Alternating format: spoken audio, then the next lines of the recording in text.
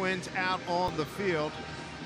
Mariners were swept by these Twins back in May in Seattle. As we take a look at Nori Aoki, he's going to lead things off. Let's take a look at the rest of the Mariner batting order. Aoki has been a hot hitter for the Mariners, hitting .326 since the All-Star break, so he's been on base quite a bit. Kyle Seager, second among American League third baseman with 95 RBIs. Adam Lynn in the lineup tonight. He will hit six. .333 batting average with a couple of home runs over the last 7 games. And Ketel Marte rounding out the night. Tough homestand for him, over 13. Hopefully he can get things turned around on the road trip. And for Kyle Gibson, tough year for him. 6-10 ERA, over 5, 136 innings pitched for him, 94 strikeouts, over 50 walks. Sinker slider combination, his fastball around 91 miles an hour. Likes to work down in the zone. Look for the left-handers in the lineup to take advantage of him. Lefties this year hitting .335 off of Gibson. And a look at the defense for the Twins this evening. Last in fielding percentage in the American League. Rookie Byron Buxton in center field covers a lot of ground. Athletic center fielder for them, Jorge Polanco. In 60 games this year, he has 11 errors, and then they have the veteran Kurt Suzuki behind the plate. He will do the catching. For Gibson in his last outing, pitched okay, went 5 innings, 3 earned runs in that one, a couple of walks, 4 strikeouts. He threw 89 pitches.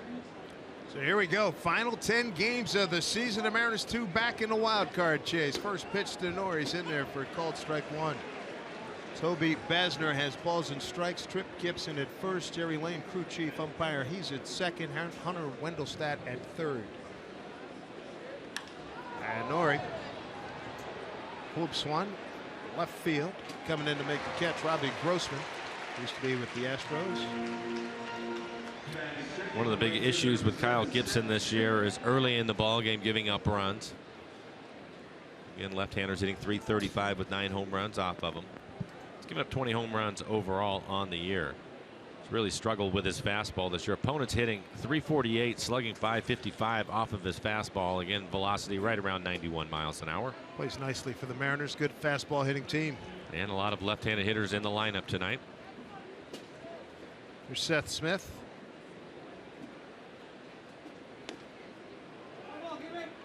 These Minnesota Twins coming off of 6 consecutive losses, swept by Detroit. And right before that, the New York Mets. Their last win was back on September 15th against Detroit. Well, obviously you have to go out and play the games, but everything is in line for the Mariners to start this road trip. Gibson has struggled this year. He struggled against left-handers. As you mentioned, the Twins have lost 6 in a row. Tough time for Paul Molitor, the manager of the Twins. The Mariners in September are 6-0 on the road.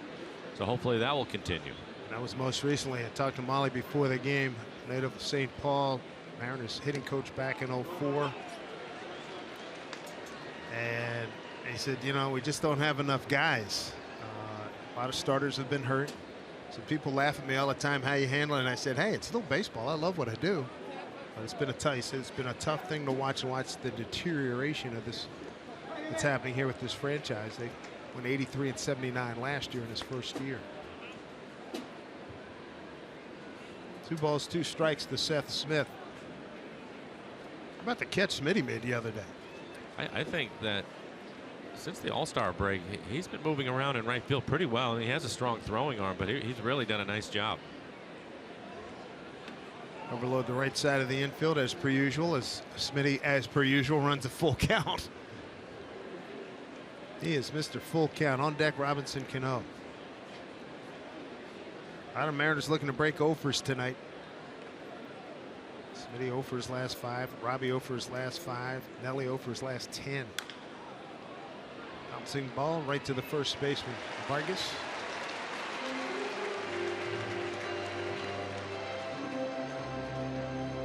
Last time when the Mariners on the road, won 3 at Oakland and 3 at the Angels. Tremendous road trip. In that stretch, they went 8-0. They'd won the previous 2 games against Texas. Here's Robbie. Good time for him to get hot because the homestand wasn't working real well for him. 3 for 23.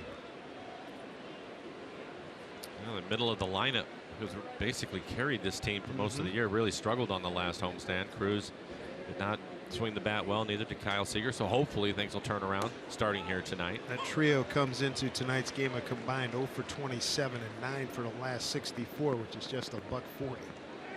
Not used to seeing that because they've been so consistent throughout the year. hopefully this is one of those times where they get hot, and it would be very timely. In tight to Robbie. 1-1. There's Kyle Seager with Taijuan Walker, Tim Bogarth, bench coach.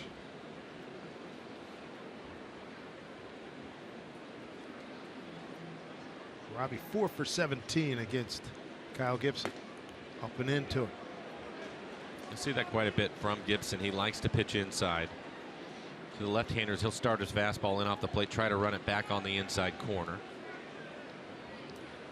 Gibson, a big kid, 6'6", 216, out of Greenfield, Indiana. Now lives in Fort Myers, Florida. First-round pick, 22nd overall back in '09.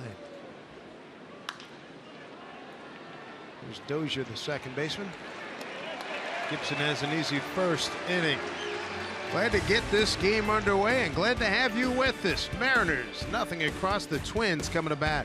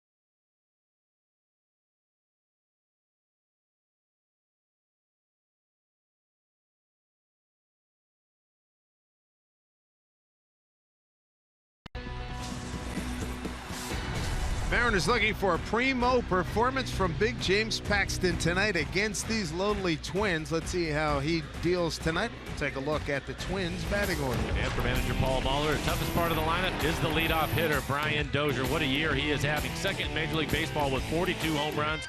He also has 99 RBI, so you want to be careful with him. Miguel Sano hitting cleanup. He homered in all 3 games at Safeco Field earlier this year. So you want to try to keep the ball in on him, likes to get his arms extended. And Byron Buxton, the number 9 hitter, a lot of speed, want to keep him off the bases.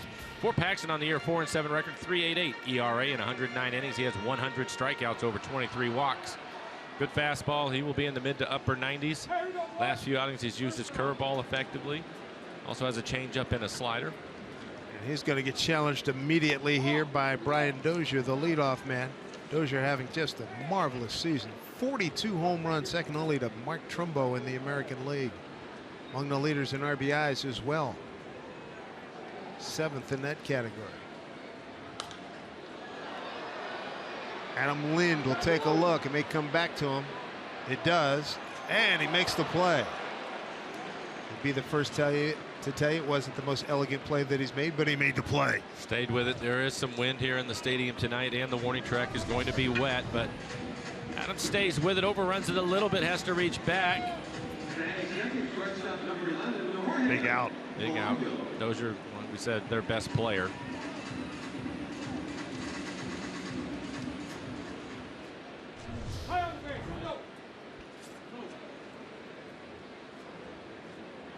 Here's Jorge Polanco. There's Paxton at 95. 64 degrees. I'm sure he got plenty warm. Hope for a game like we saw him in that Angels game where he was pumping 98 late in the game. Into the 9th inning, swing and a miss. Big help there. Got a chance to speak to James today, and very familiar with Minnesota, St. Paul area. He's been a winner here. Said he enjoyed his time here. I was talking to him about his finger. We've talked a lot about the fingernail. He said that's not an issue for me. He also developed a blister on his index finger. He said that that's pretty much healed up. So I think he's going to be able to use all of his pitches tonight.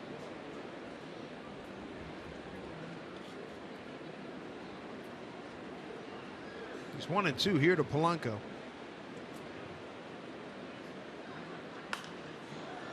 Pretty good heat in on the hands. Final home series of the regular season for the Twins. It's Fan Appreciation Weekend.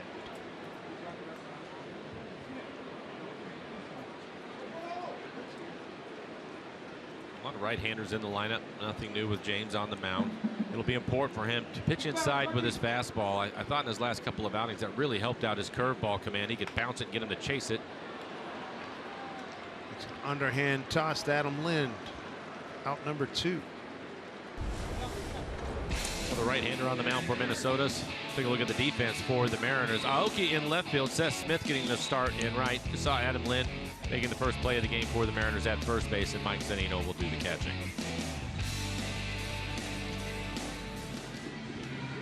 Paxton in his last outing against Houston pitched well. 7 innings, just 4 hits, a couple of earned runs in that one. 1 walk to 7 strikeouts.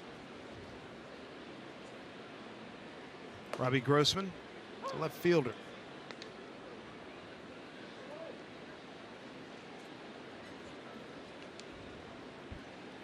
It was a tough one for James last week, a 2-1 loss to the Astros.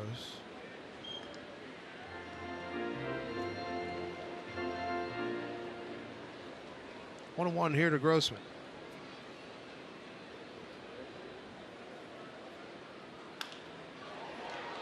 Center field for Martin.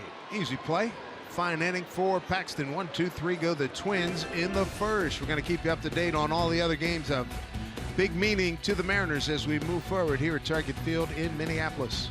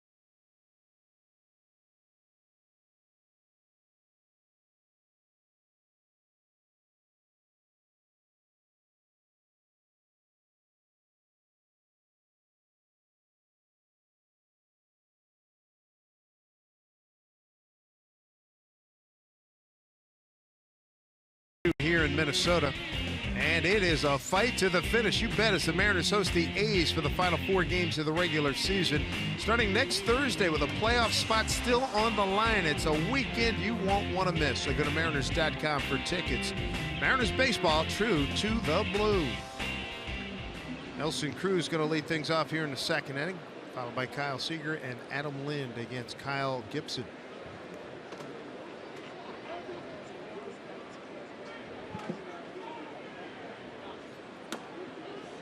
Away from Nelly for ball 1. Got 3 defenders left side of the infield. Outfield a couple of steps towards right for Nelly.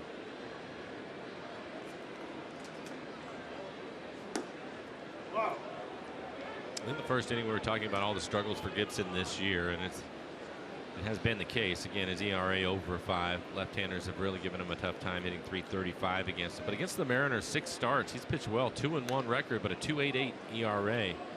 So Mariners have not been able to solve him. What was that one number you gave the batting average on his fastball? You'd like to live on that if you're a Mariner fan. Well, right yeah, now. you'd like to be aggressive. Opponents are hitting 346 on his fastball and slugging 555. So, again, a lot of the damage coming early in games. He's going to try to work off the edges of the plate, but early he's been more in the middle of the plate, kind of like that one. You want to take advantage of it, like a changeup. 2-2 to Cruz. 0 for his last 10, 3 for his last 21 on homestand. Maybe there's a bust out coming. Here's a 2-2 pitch. Worked outside. Home plate umpire Toby Basner. Let's see how careful Gibson is being with Nelson Cruz.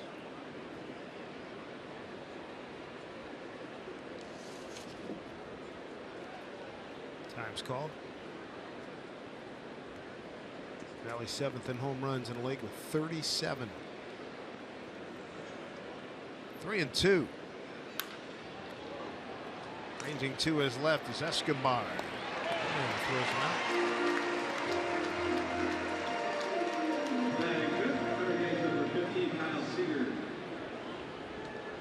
When Gibson has pitched well this year, he's typically going to keep the ball on the ground, and 3 of the first 4 outs, ground ball outs. Games of big interest to Mariner Nation. Toronto 3-0 over the Yankees, bottom 6. Detroit 6-0 over KC, middle 6 in Detroit. Houston trailing 2-1 at home to the Angels, top of the 4th. 0-1 to Kyle Seager. Seager's numbers pretty close to Cano and Cruz. 0 for his last 12 and 3 for 20 at the homestand.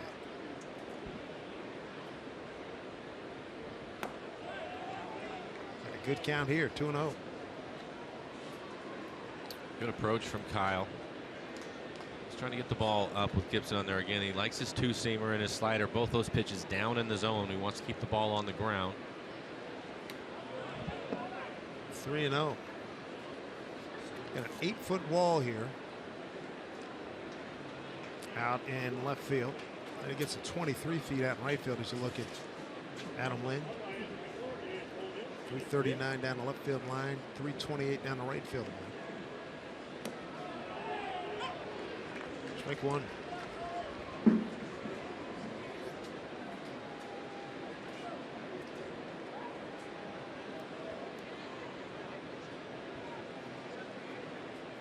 Gibson last year 500, 11 and 11 in 32 starts. Full count now to Kyle. A sinker at 90 miles an hour in the middle of the plate, right at the knees. Late movement on his fastball. You have to stay on it. Another game of interest for the Mariners. Arizona leads at Baltimore 2-0, bottom 6.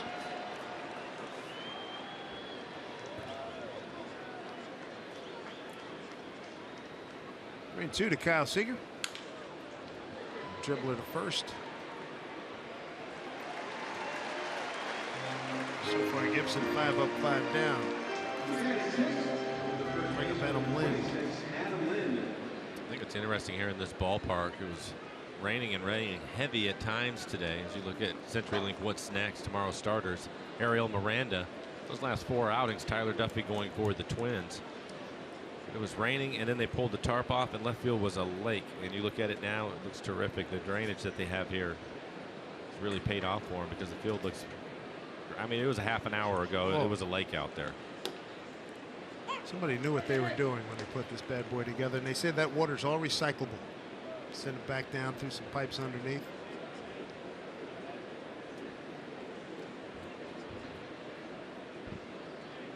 Lind, 4-game hitting streak, 4 for 12 on the homestand, and he's got a base hit here as he dumps one in front of center fielder Byron Buxton. First hit of the ball game. So Adam continues his hot hitting. I think if the Mariners can get the ball up in the zone, you'll see more line drives, a chance to hit the ball out of the ballpark, and that's a fastball. Yeah, it's on the inside corner, but it's right above the belt. Jams him a little bit, but Adam is strong enough to fight it off, pick up a hit. Well, here's another guy the Mariners could really use, get him back in that hot the way he was swinging the bat during his 9-game hitting streak before he injured the hamstring. Jonas Martin.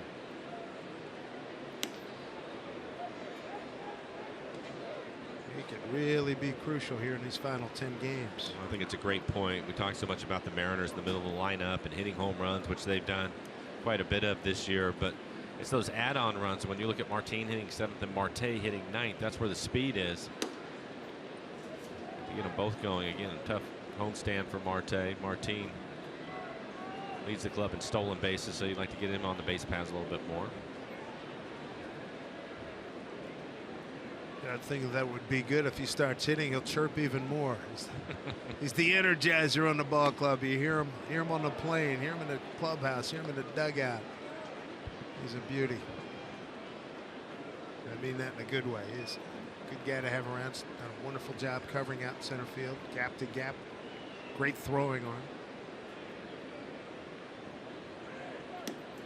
Takes 3-0. Strike one.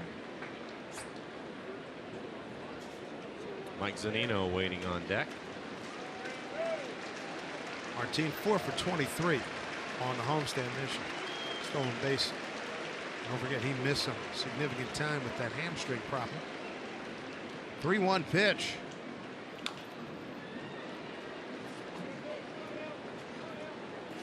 Be curious to see, watching the left-handed hitters, and the Mariners have a number of them, and I think right now with Gibson, he's just trying to throw that sinker off the outside corner, and they're trying to pull him maybe the second time through the lineup.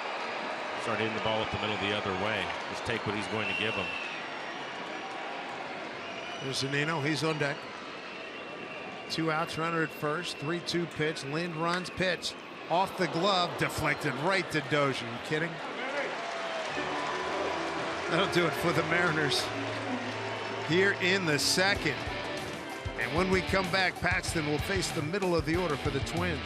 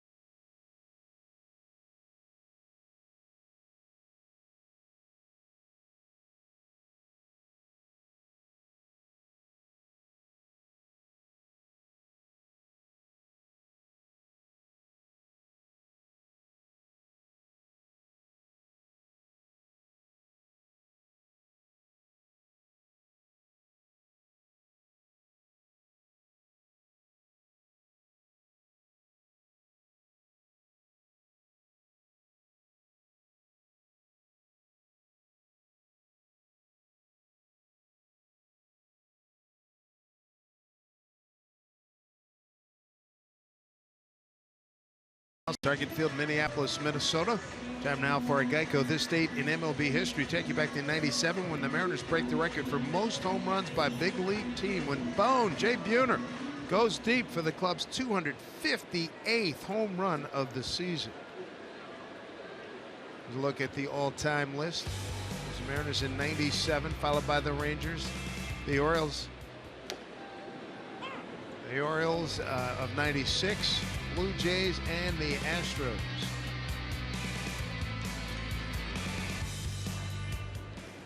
This is one strong human being right here, Miguel Sano. You remember him well too well from the visit to Seattle late May. And he really hurt the Mariners at Safeco Field, hitting a home run in each of the 3 games. And Paxton gets him looking. 3 pitches, 1 down. I hope this will continue for James. Really good first inning. 1-2-3 first for James. He only had to throw 10 pitches to get through it, and quickly 3-pitch strikeout as Sano looks at this last pitch, 95 miles an hour.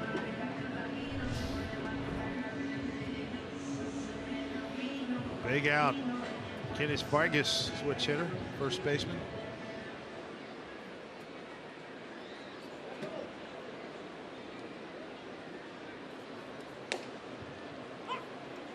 .95 miles an hour from James Paxton.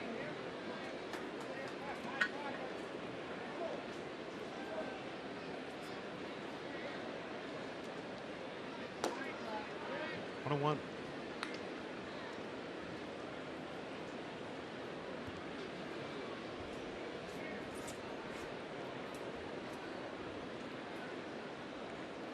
Good breaking ball. 1-2.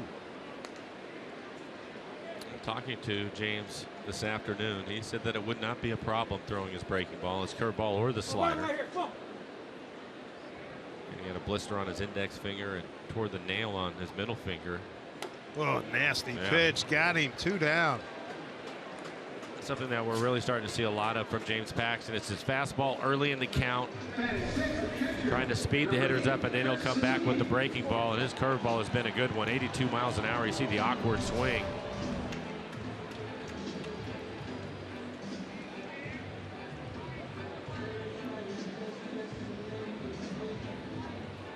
Here is Kurt Suzuki, the veteran catcher. Not a big guy, but he is a good worker behind the plate.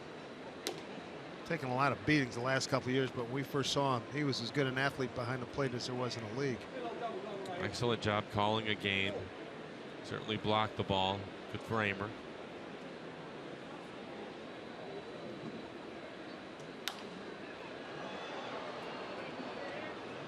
One.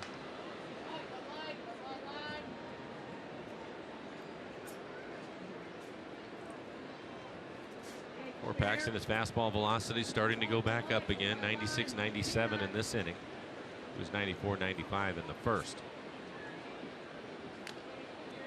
That was another good pitch. Right on the inside corner at 97. But he is throwing his fastball at that type of velocity and able to pitch inside. Even if he's missing inside, just moving you around, it really will speed the hitter up, and that's what makes his curveball. He has a good curveball anyway, but it makes it even better. And that's when you see the awkward swings, because they're cheating to try to get to his fastball. That was an awkward swing and result. Lind will take it to the bag, and Paxton.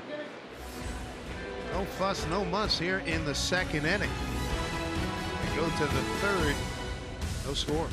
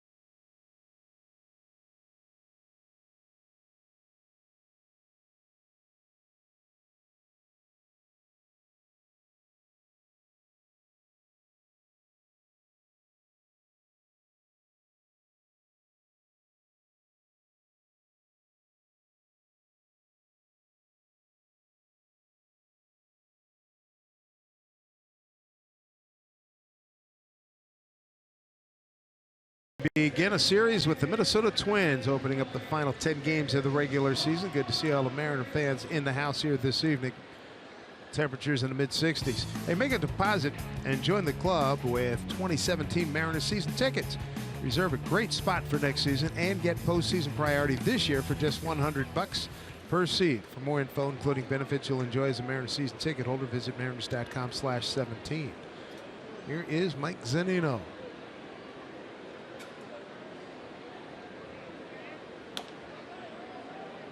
Zunino to be followed by Ketel Marte and Nori Aoki.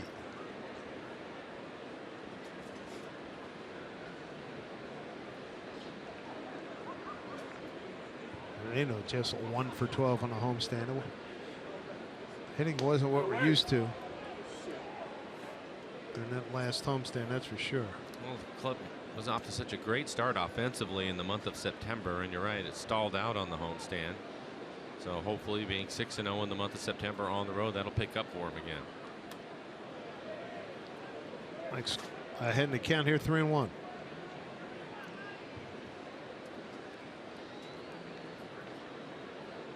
Ketel Marte on deck.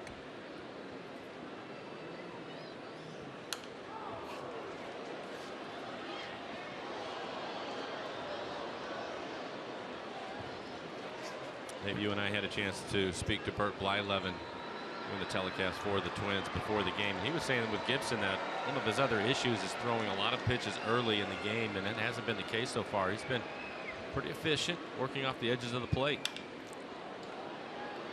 Short center field going back. Dozier coming in right fielder. No, it's going to be Dozier. Escobar came flying in. Dozier made the play. Bert, a delightful man to talk baseball with, especially when he could talk about his younger days and sitting around and at the knee of Don Drysdale, Sandy Koufax. He grew up watching those guys play. That man had a great curveball, and when you look up his numbers in Baseball Reference, notice the black. A lot of strikeouts, a lot of innings pitched, complete games. He'd drill you every now and then.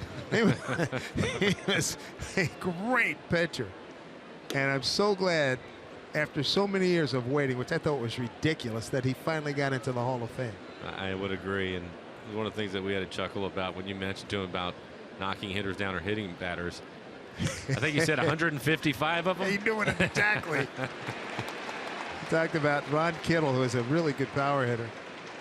And he just said, and he pointed this out to you, he said, Kitty could see the ball out of my hand really well, took him deep a couple of times, then he just said, the heck with it. Came sidearm, he hit that, hit him, put him on base, get out of here. And then the next time he took him deep again. And he just said, what are you going to do? But yeah, I was talking to him about Gibson, and he said that he thinks he has a tendency at times to try to just be too perfect all the time, and it hasn't been the case today. Today he's really thrown the ball well. Played with guys like that, right? Oh yeah, that happens.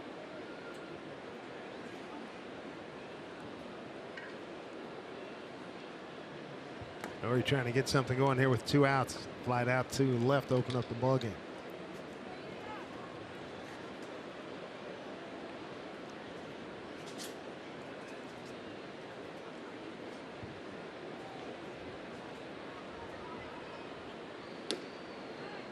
Oh. 2-1.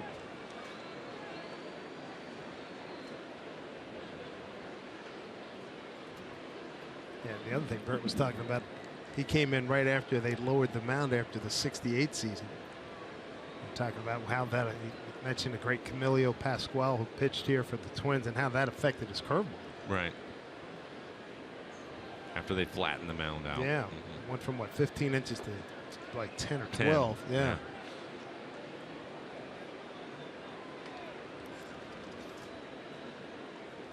Another thing I thought it was interesting, you as a hitter can relate to this. He says these days pitchers, he would watch batting practice and watch what guys were working on. He said pitchers today don't do that. Nori finds a hole, base hit, second hit of the night for the Mariners. Yeah, I thought that's a heck of an observation. It is. It's pretty rare in today's game for that to happen. Typically, as you take a look at this swing by Aoki, so he'll continue his hot hitting. They'll always pay attention during the game. They'll watch the hitters during the game. We see him up on the rail all the time, but to just come out and watch him take batting practice. And the point that he made, I thought was really good, is you know most of the guys anyway, but you can watch them take batting practice and you can see where their struggles are and the things that they're working on, and maybe you can pick up an advantage to that, which I thought was a great point. Yeah. Find something you can counter. Make it work for you.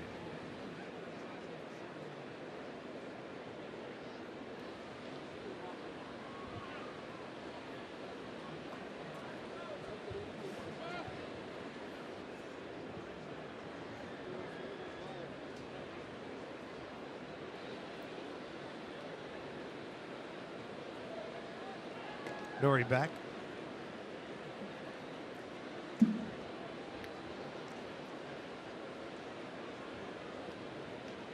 It's a great point to watch batting practice. Volga back, Ben Gamble.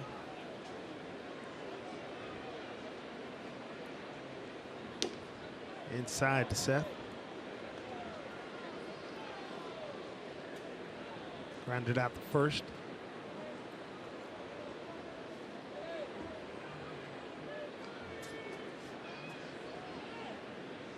Six ground ball out so far for Kyle Gibson.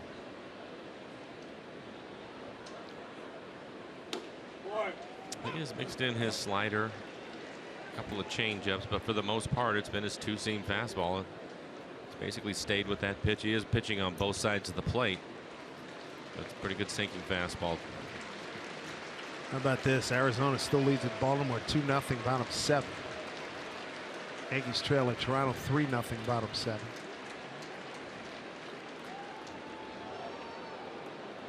Boston is on fire, leading 2-1 at Tampa Bay. Detroit 6-1 over KC in the 6th. Houston trailing at home to the Angels 2-1, top of the 5th.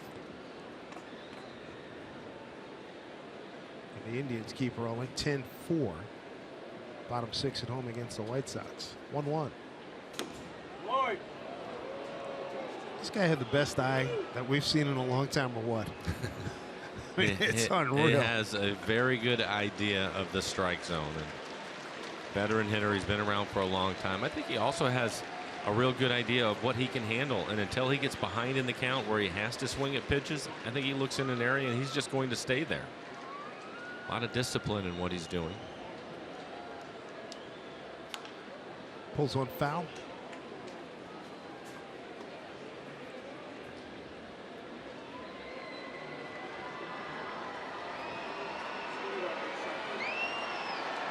On average this year, he sees more than 4 pitches per plate appearance. And it seems lately, it seems like it's been 10. Yeah, I agree. Yeah, that's covered the previous 152 games. I mean, man, I want to say the last, what, 2-3 weeks? I would say month of September, yeah. 2-2 pitch, pretty good lead for Nori. And Smitty off the fist. Foul ball past Maniacta. I mean, normally he wouldn't offer at that pitch. It's probably borderline in off the plate, but close enough to where he couldn't take it with 2 strikes, so he just fights it off. I think his overall numbers for him when he is patient, when he's at his best, and his numbers for the month have been a lot better. He went through that little bit of a lull after the All-Star break where he had been struggling. And hitters have different ways to get out of those things. Some of them will be more patient, which I think Seth has been. Some guys will think about hitting the ball more the other way, up the middle, then work their way back around trying to find the power stroke. Oh, how'd he get that?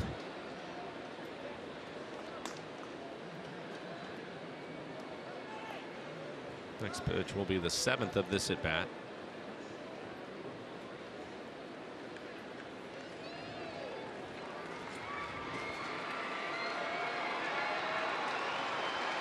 Let's see what happens here. Count still at 2-2. 2 out, runner at first.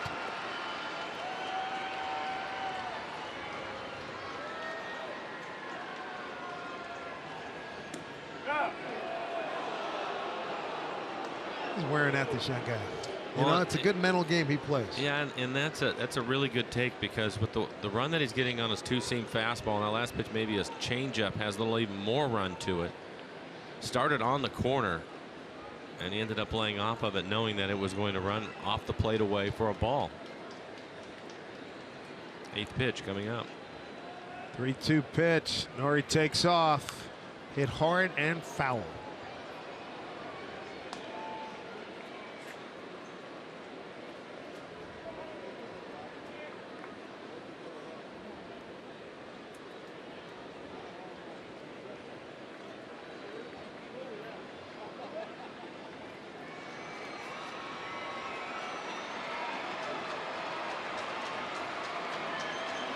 Gibson battling the veteran Seth Smith. Smitty over his last 15 games hitting at .286. Runner goes again. Pitch up high. What an at bat. It's the first walk of the ball game.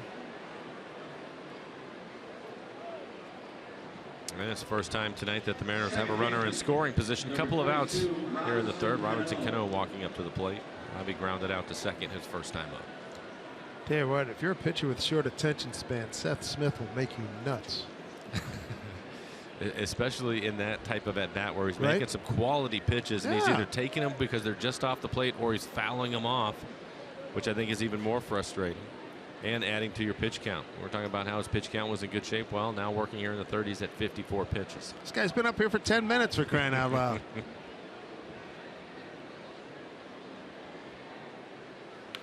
Robbie. That can be enough for a dunk shot. Get down. It does. Nori's going to score. Mariners have a 1-0 lead. Smitty gets the third. 1-0 Seattle here in the third inning. Robbie with RBI number 91.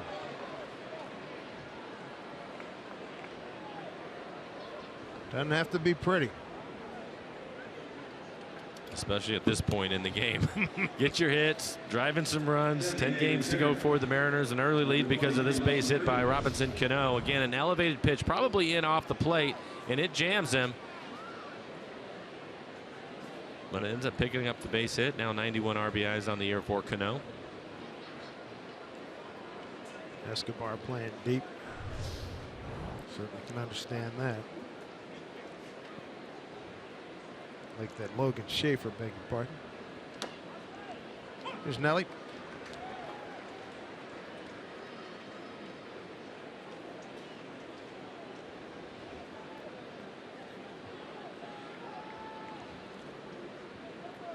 Cruz first time.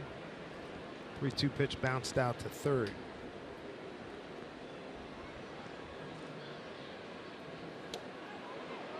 No advancement.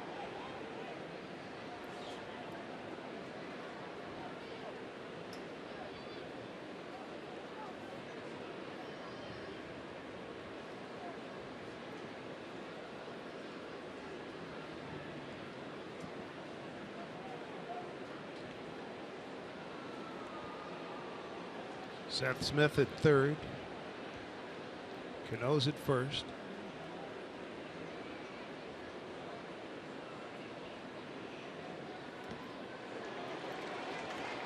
Wanted to drive that one, couldn't get it.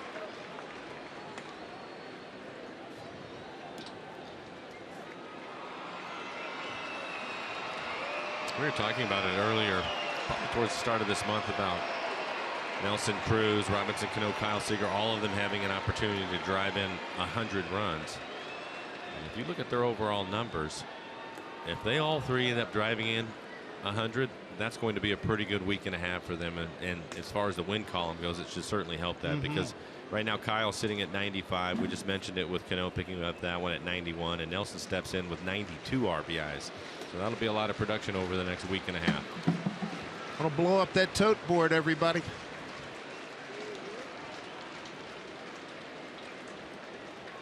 2-2. Center field, you hear the crowd react. Look at this, baby travel. Giddy up, baby, giddy up, gone! Oh! Into his glove, he catches it. What a play by Buxton.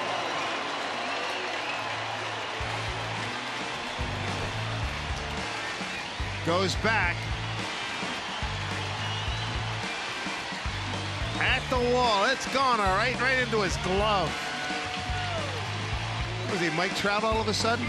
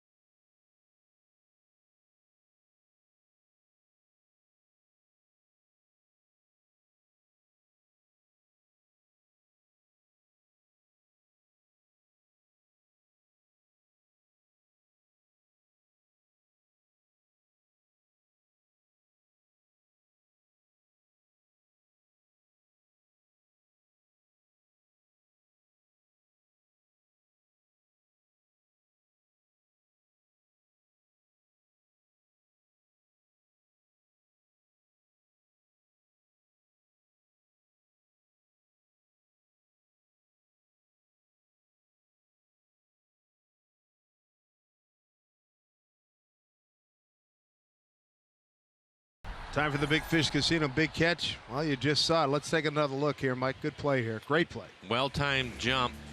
Talking about the Twins as he robs a home run. It would have been the 38th home run for Nelson Cruz, but perfectly timed jump. Did not get too close to the wall, which was a big key on that play. But Byron Buxton, somebody you're going to hear a lot about over the years, really does a nice job in center field for the Twins, and that one hurt the Mariners. Been raving about him since they signed him. Ground ball, shortstop. Here's Marte. Just getting Escobar, one down.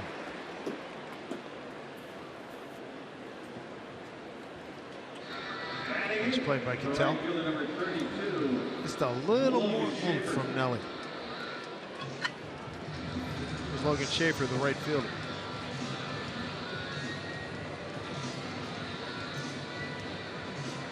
That's one of the things with Nelson Cruz, and it's one of the reasons why he hits 40 home runs a year, is he doesn't have to always get all of it, but sometimes.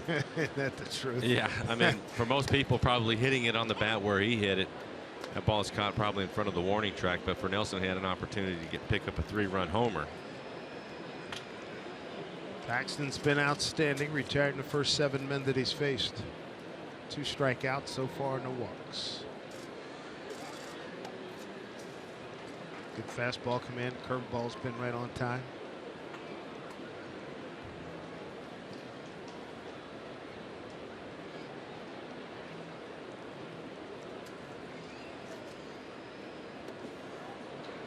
That looked like a wiffle ball. That was a very good pitch. Hardly seems fair with a left-handed hitter up there. He's throwing 96 to 97 miles an hour, and he gives you that sweeping breaking ball.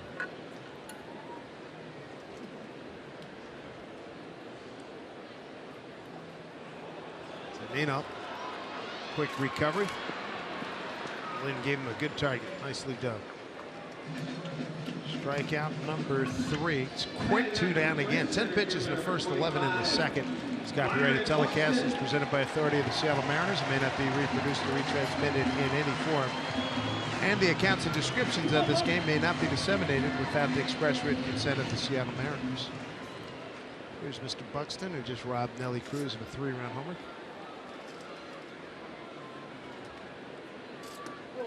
Traded Aaron Hicks to give this young man a center field job here in Minnesota. Hicks with the Yankees now.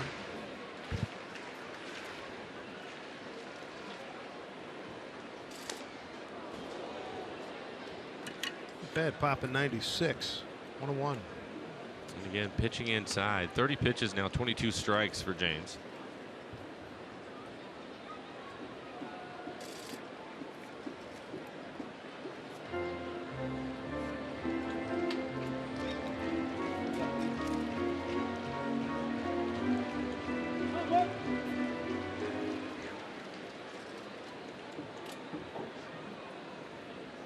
One pitch.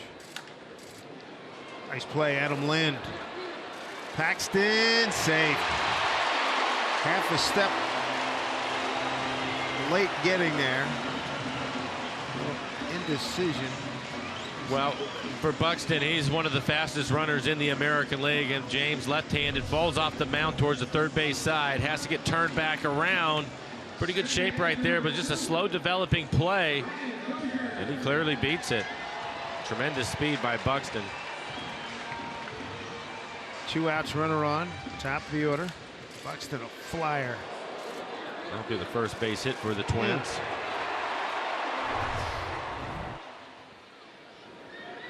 Boy, he looked like he could have won a 200 there. Buxton 9 out of 11 in base stealing.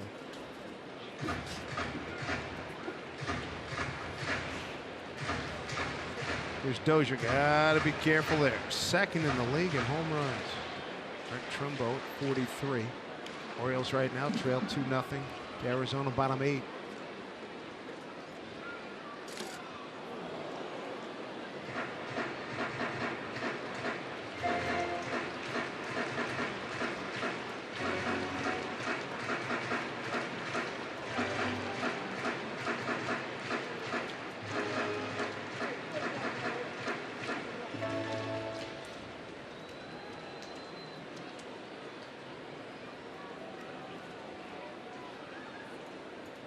One pitch here.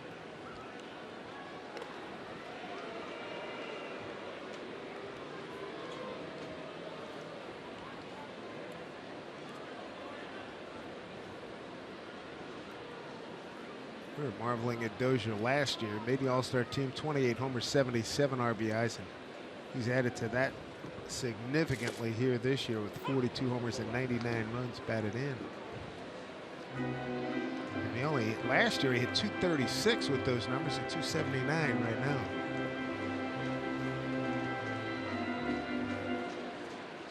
Advantage Paxton right now with the ball and 2 strikes.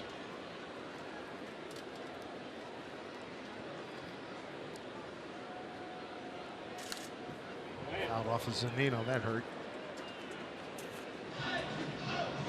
Corey Blazer going to give Mike a few extra seconds. Shake it off. Got to get his right hand.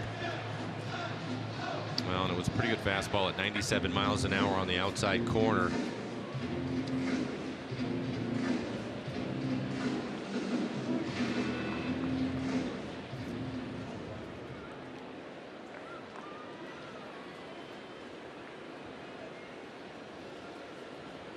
Pax trying to put him away. Hooking foul.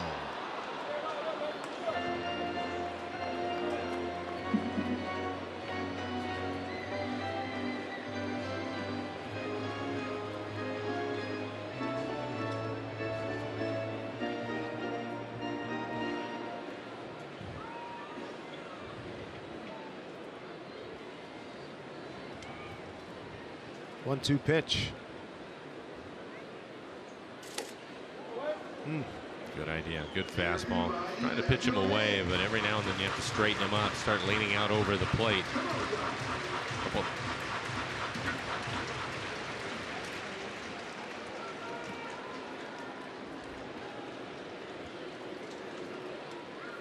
Two-two pitch. Breaking ball and a beauty. Struck him out. 4 strikeouts for Paxton. Gives up his first hit. Proves to be harmless. He enjoys a 1-0 lead.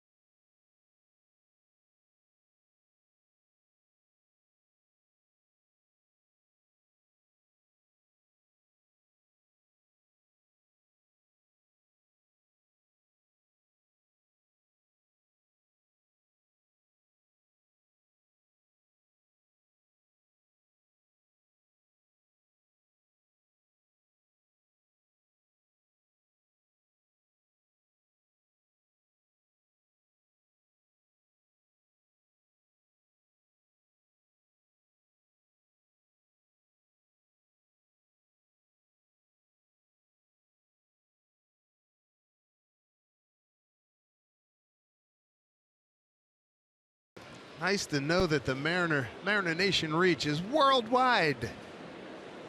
Thank you, Angie. Here's Kyle Seager to lead it off here in the 4th. 1-0 on a Robbie Cano blue pit down the right field line. And scored Nori Aoki. Second time up for Kyle. Grounded out the first.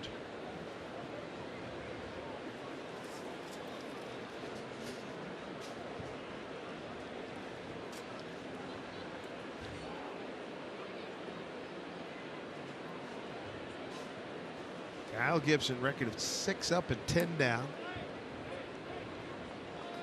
It's 1-1 here to Kyle, followed by Adam Lind and Leonis Martin.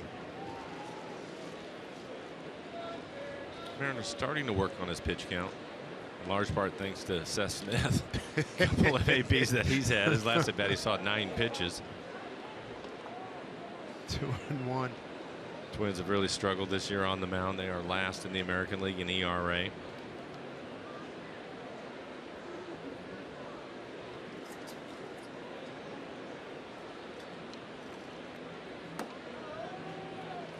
Three and 1 to Kyle. Adam Lind on deck. Adam with a base hit his first time up. So Kyle can get a fastball a little bit up in the count, above the knees. He'll take his base. Second walk issued by Gibson. Fine start to the Mariner 4th. Most popular way to follow the Mariners postseason push is with MLB.com at bat, the #1 app for live baseball. Enjoy game day, live game video, highlights, statcast, news, and more. Get MLB.com at bat on your favorite devices right now. September's always a fun time of the year, and it's doubly fun when your ball club has a chance like the Mariners do. Strike one, Adam Lind.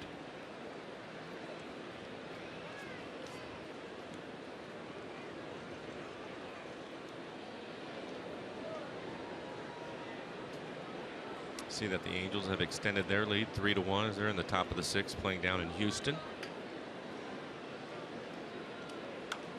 Off the end of the bat, off speed pitch to Adam.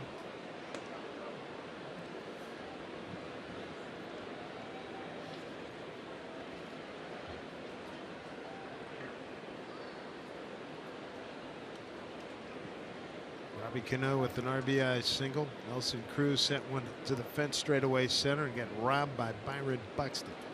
Would have been a 3-run homer. Seager's aboard. That's the good breaking ball from Gibson. He'll do that with the left-handers. Try to hit him in the back foot. Gets Adam to swing over the top of it for a strikeout. Adams gone. There's Martin.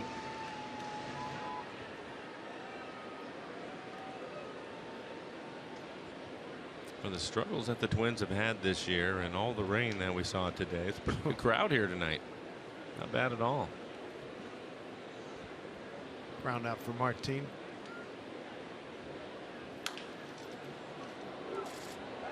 Charging as a first baseman. That's Vargas.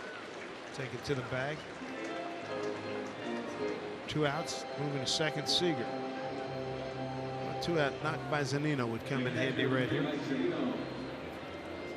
Mike popped out to second. Ryan Dozier. Just missed a slider. He had a slider that was in the middle of the plate, belt high. One of the few pitches that Gibson has elevated in the ball game, and he skied it straight up in the air. Mariners so far 1 for 2 runners in scoring position.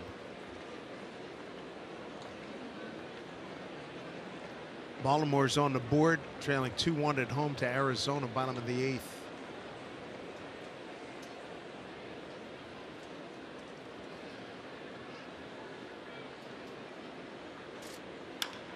Foul ball. Blue Jays have opened it up on the Yankees. 7-0 Toronto, bottom 7 up in Ontario, Canada.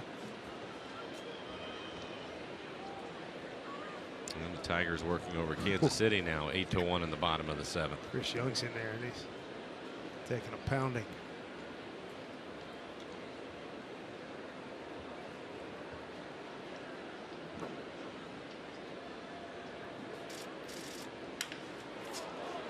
Buxton, can he get this one? No, he can't. Run scores. 2-0 Mariners. Zunino will shut it down. He's got an RBI single, and the Mariners lead 2-0. Buxton, understandably playing deep for Zunino, had a long run, made a good effort, couldn't get it. RBI for Zunino was 28th.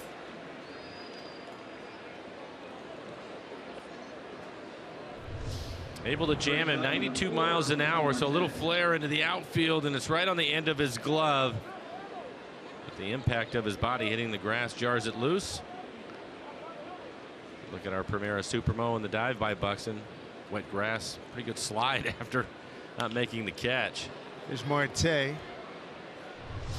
Right to Schaefer in right field. Mariners pick up another run. RBI Zunino. Leave a runner stranded. 2-0 Seattle lead.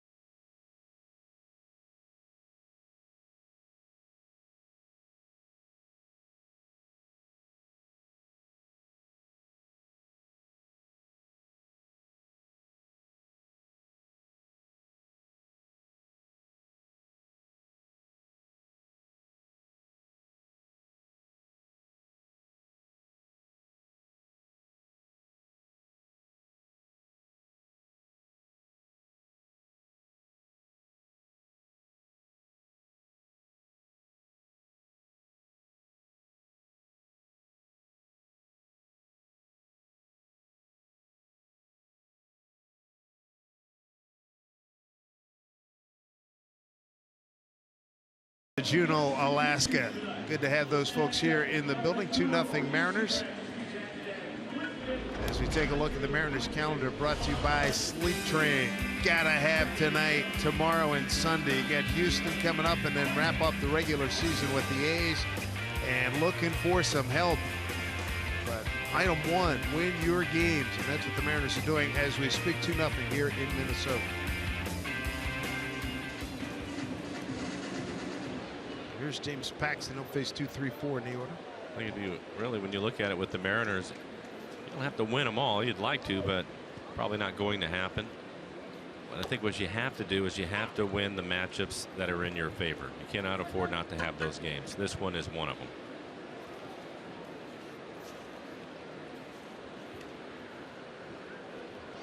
Scott Services Ball Club up 2-0. Paxton with 4 strikeouts. High fly ball left field. Aoki's under it.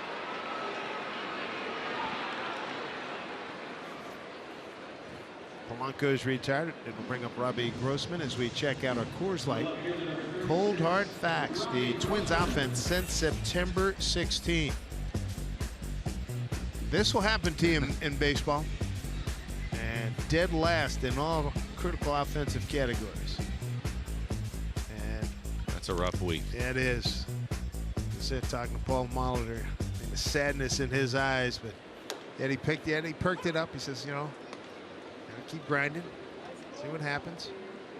But it has been a very difficult year to say the least, especially after they went 83-79 last year. The worst record in baseball. Paxton quickly ahead, 0-2 to Robbie Grossman, who flied out the center.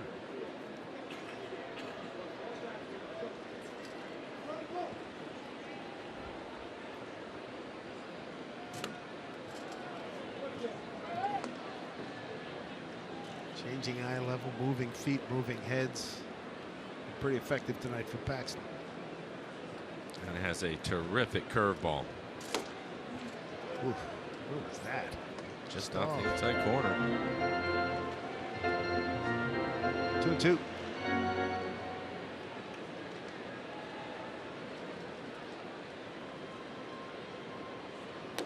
Got him a chase. Strikeout number 5 for James Paxton. Robbie Grossman down, 2 down here in the 4th. And we're starting to see the velocity consistently at 97 miles an hour. He started the game at 94, but the velocity is definitely picking up. That last fastball down off the plate, 97 miles an hour. Kel Sano struck out looking. Took a called third strike, 3 pitches. Starts him off at 83 miles an hour. Bottom of the zone, nice pitch.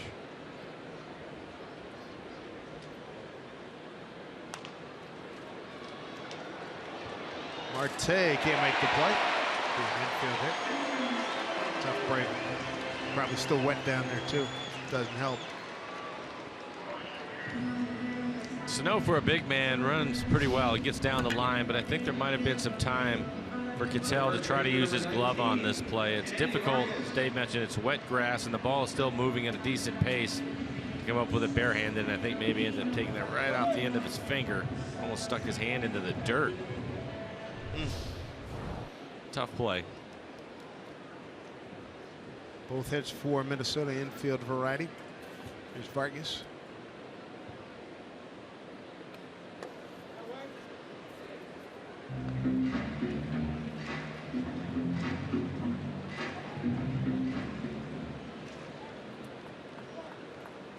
Angels 3-1 at Houston. Middle of the 6th, and Baltimore trailing 2-1 at home. Top 9 to Arizona. Good pitch. 1-1. Vargas struck out first time. Dave, you might be able to come up with somebody, but I think Sano's lead is the shortest lead I've seen this year. Big Papi, maybe. Maybe, yeah. But you make a great point. Marte backhand throws a Cano. They get the force easily done. Paxton picks up his 5th strikeout, throwing some shutout ball here in Minnesota. 2-0 Mariners.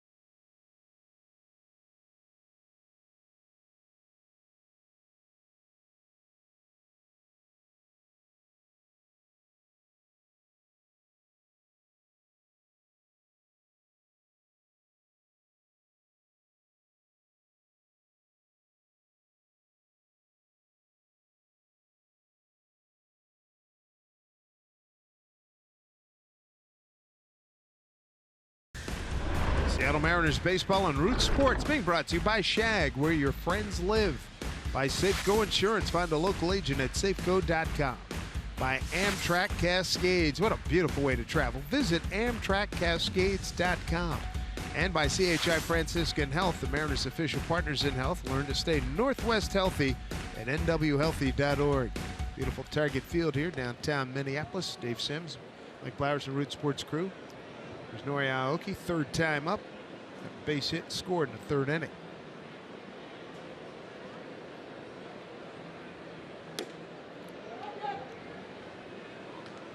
As good a time as any for an offensive uprising here for the Mariners. Top of the order with Smitty and Cano to follow.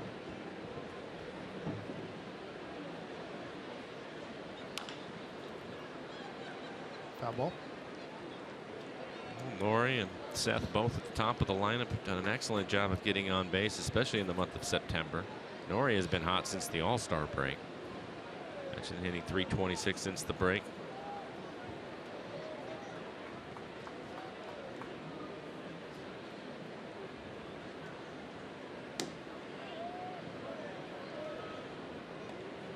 3-1.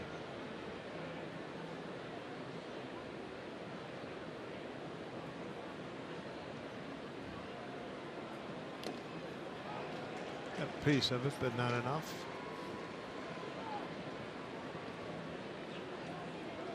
Unusual to see Nori swing late on a fastball. It's in the middle of the plate when he's ahead in the count. You'll see it a lot when he's behind in the count, fouling pitches off, but not when he's ahead. Down line foul. Fielded ably by Maniacta. That'll make somebody happy.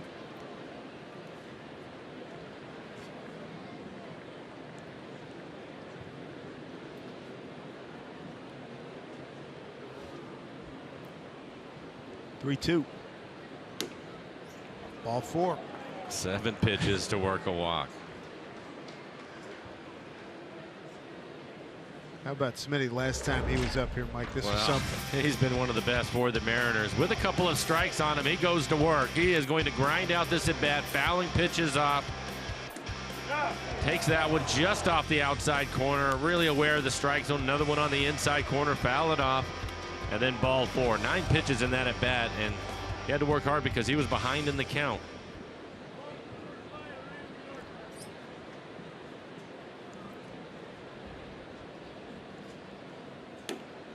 Takes a strike. Grounded out the first and walked tonight. Wind atop the left field stands. Wind appears to be coming in from left field. With some swirl to it. Looks like it's going out in right field. I would think this is a tough stadium to gauge the wind when you're on the playing field. You're below street level. Below street level, and you mentioned the wind blowing in from left field, and then you kind of have this bowl that's down here, and it opens up, and there's a walkway that goes out through right field.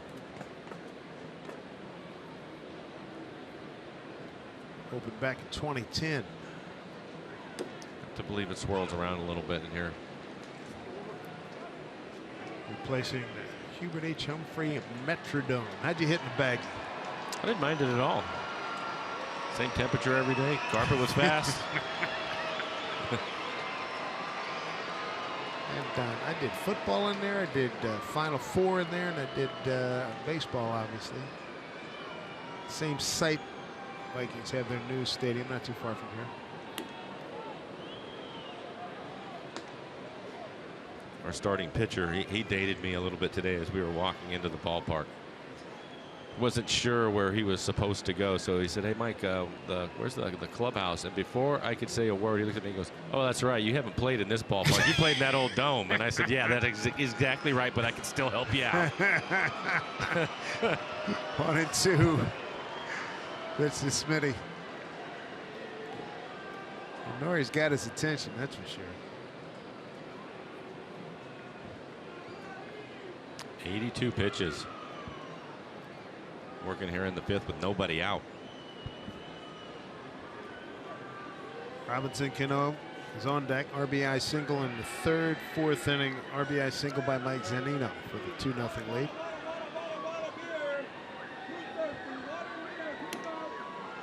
Another take by Smitty. 2-2.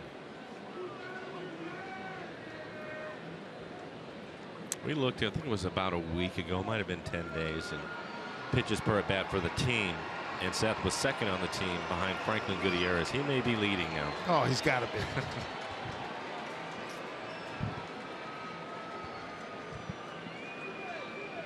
Three infielders right side against Smitty.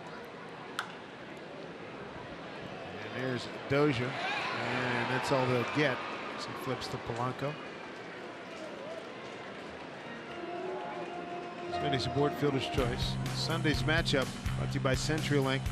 Hector Santiago. You made a great point. We were talking about Santiago earlier. Taijuan Walker is going for the Mariners, talking about how you could be going great and the team, and he's struggling like heck, but he sees the Mariners, and then all of a sudden. Yeah, the Mariners know him from this time with the Angels, and you see his ERA at a 4.82. The one I threw at you today was, I said he always seems to have a 4.5 ERA, but for whatever reason he pitches well against the Mariners. He has a good fastball. There's nothing wrong with his stuff. but he always seems to put it together against the Mariners. Yeah, he pitches like he's got like a sub 1.5. Hopefully that'll change on Sunday. Taijuan Walker, like to see what he's going to do to this Twins lineup. As I remember, was it 2 years ago he came in here through what, a one-hitter? And it was dominant. I mean, nothing but fastballs up, down, in and out, wrinkle here and there, and just totally shut him down. Robbie hits it hard left field. That'll get down, base hit. Second base hit.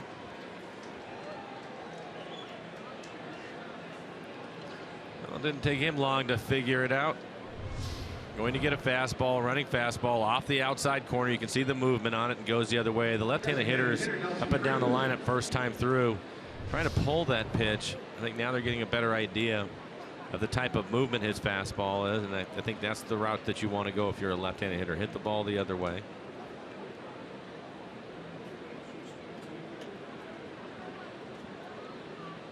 Mr. Cruz almost muscled one out last time, making a great leaping catch. Byron Buxton to prevent a 3-run homer. Ended the third inning.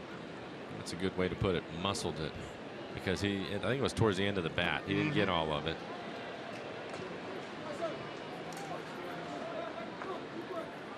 I just love talking to guys. What's Nelly like in there's Buxton in the weight room? Oh, don't even try to stay up with him. Don't even think about it. Dedicated.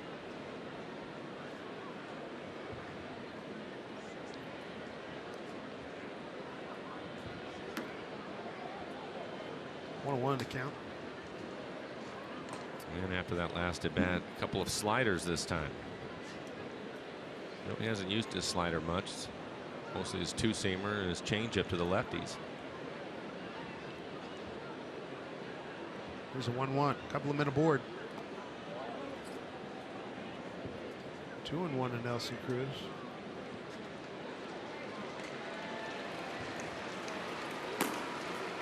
And O'Rourke heating up quickly.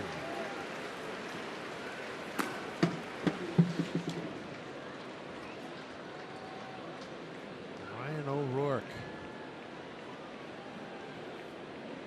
Oh, he went fishing there. Squibs it off the end of the bat. And Nelly's thrown at the runners move up.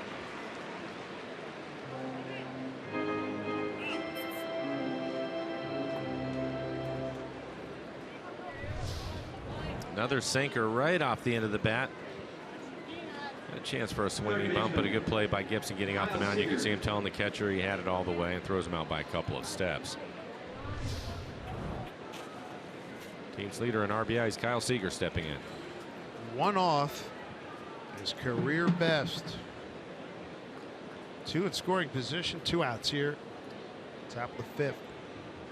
Baltimore's tied at 2-2 now, bottom 9 against Arizona in Baltimore. I got the winning run as we speak at second base with Adam Jones at the plate. Toronto pouring it on the Yankees, 9-0, bottom 8. Kyle's had a good year hitting with runners in scoring position. You saw the .304 batting average for Kyle.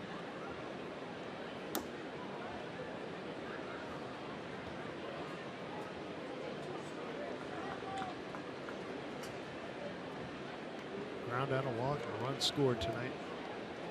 Kyle Seager against Kyle Gibson.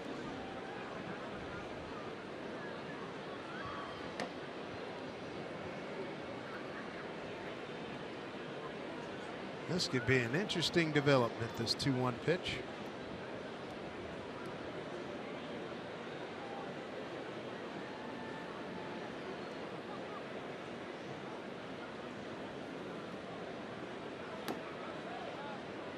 Even more interesting now with 3-1. Adam Lind on deck.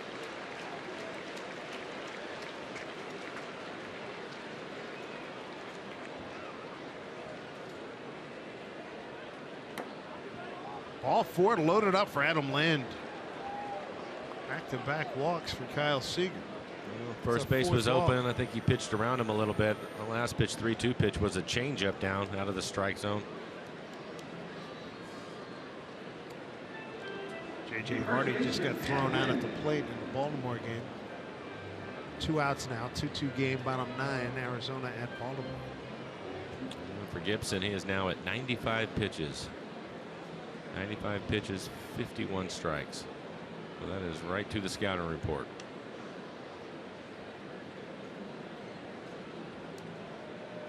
Evan Lind, a career .317 hitter against the Minnesota Twins with 8 home runs. He's got the bases loaded. And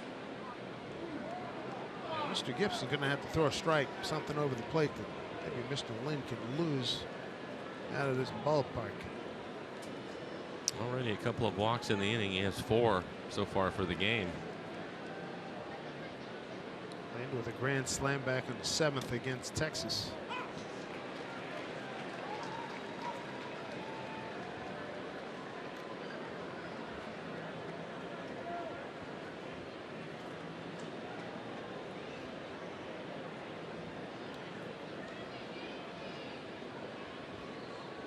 Great opportunity for the Mariners. 2 outs, bases loaded. The 1-1. Hit hard but foul. Tough break.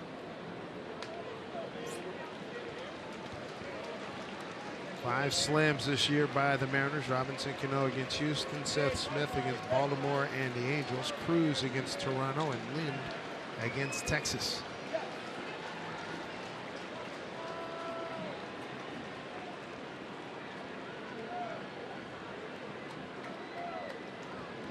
And 2 to Adam. Yeah, Gibson steps off. Now that play in Baltimore where Hardy was thrown out is under review. It's overturned. The Orioles will win. 1-2 pitch. He did go, says home plate umpire Toby Basner. Oh boy. They've loaded in the 5th, still lead 2-0.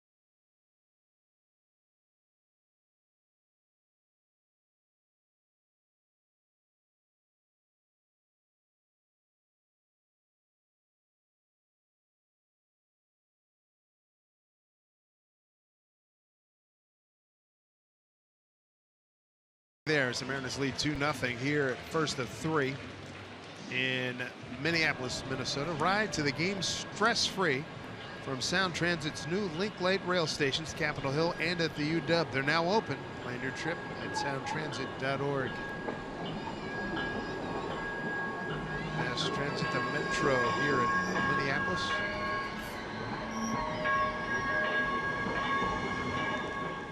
James Paxton's been very good here tonight through 4. He struck out 5. And the 2 hits are both infield hits. Buxton in the 3rd. In the 4th inning, Miguel Sano. There's Kurt Suzuki. Cano plays it nice and easy.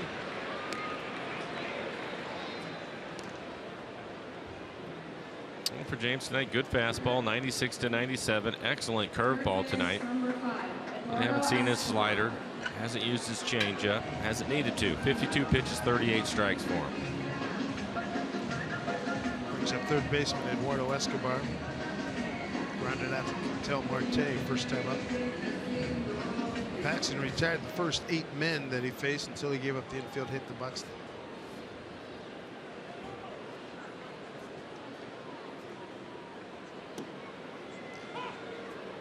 Just breaking ball there, strike one. Looping curve.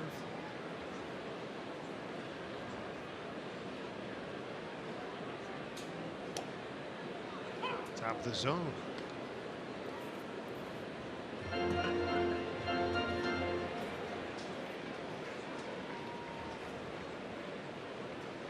The 0-2.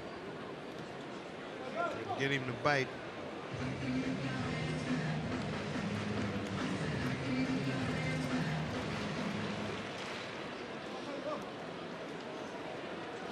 Playing up the middle here for Escobar.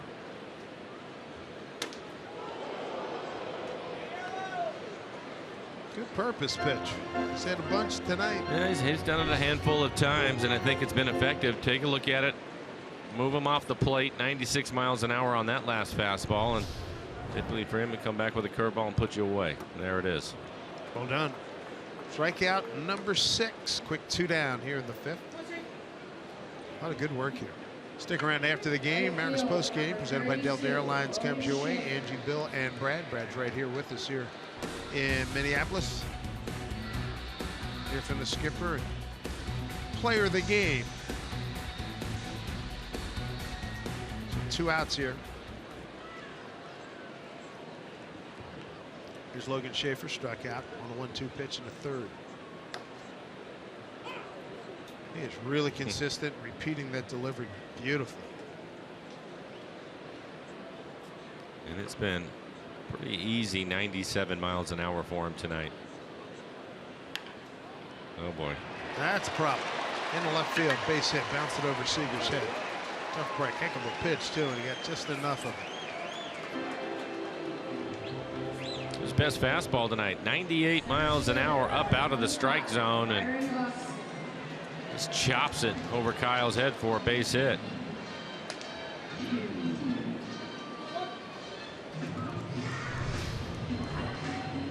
Super Bowl bounces. There's Buxton.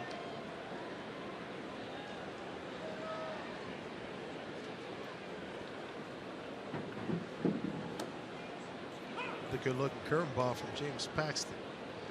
Done a good job of mixing it up too.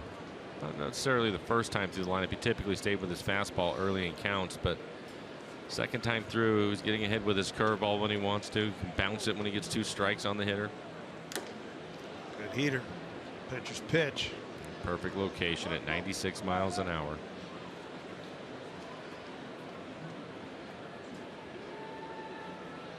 Arizona survives a bases loaded situation in the 9th. So Arizona and Baltimore to the 10th, tied at 2.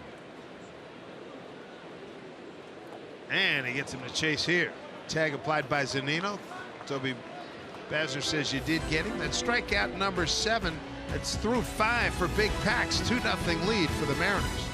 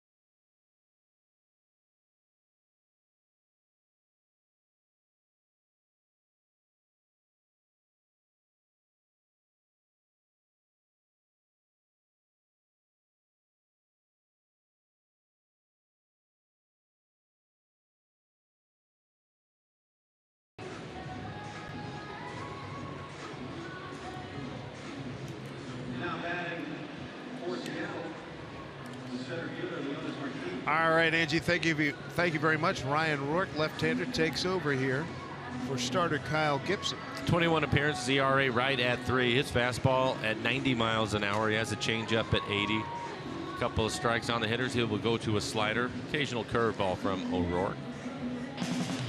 For Kyle Gibson, 5 innings, 5 hits, 2 runs. They were earned. 4 walks, couple of strikeouts. He threw 99 pitches.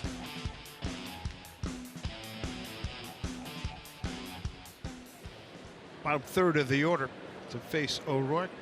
Leonis Martin to lead it off.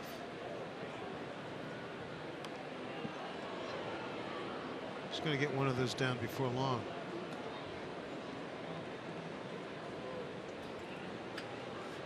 He stays with it.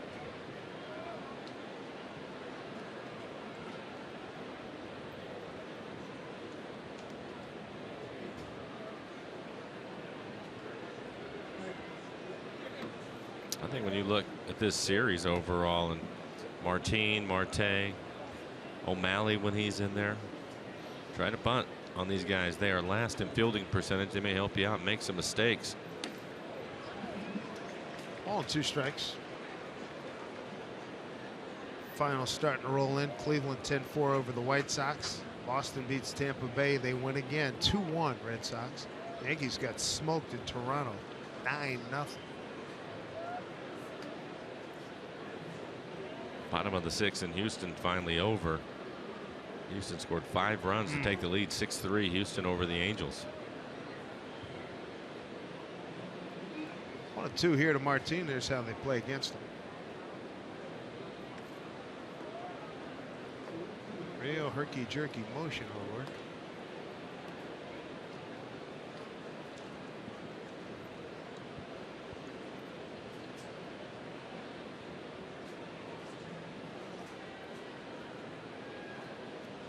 Two. Popped it up. First baseman taking charge. Vargas. 0-for-3 night for Martin. Pursuit of the playoffs continues next Thursday in Seattle when the Mariners take on the A's in 4 big games at Safeco Field. Let your voice be heard at all 4 games. Help the Mariners keep fighting. Get your tickets now at mariners.com. Here's Mike Zunino. Got one in the center field.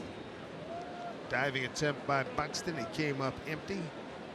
Scored a run. Scored Seager, who led off the 4th with a walk.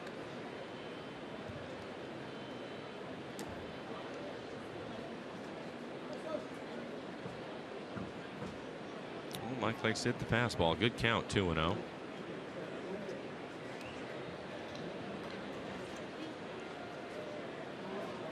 Another team we're keeping an eye on. Top of the 9th, Detroit leads at home against Kansas City 8-3.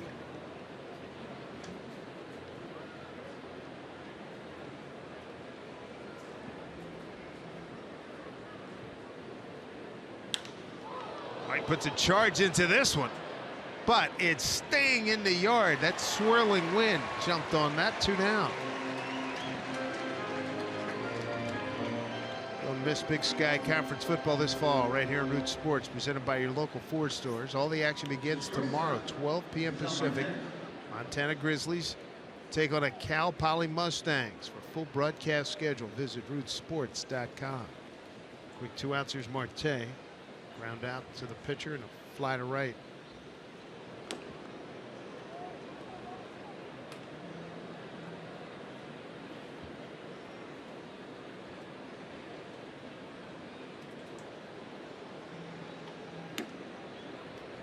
Upstairs from O'Rourke, who has from Worcester, Mass.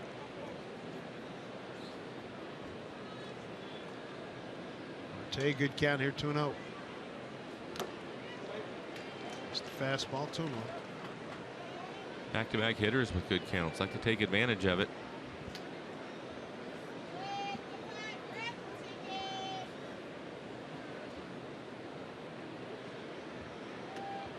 Really like to see Cattell get hot again. Take advantage of his speed. He's been struggling lately. For his last 16 now.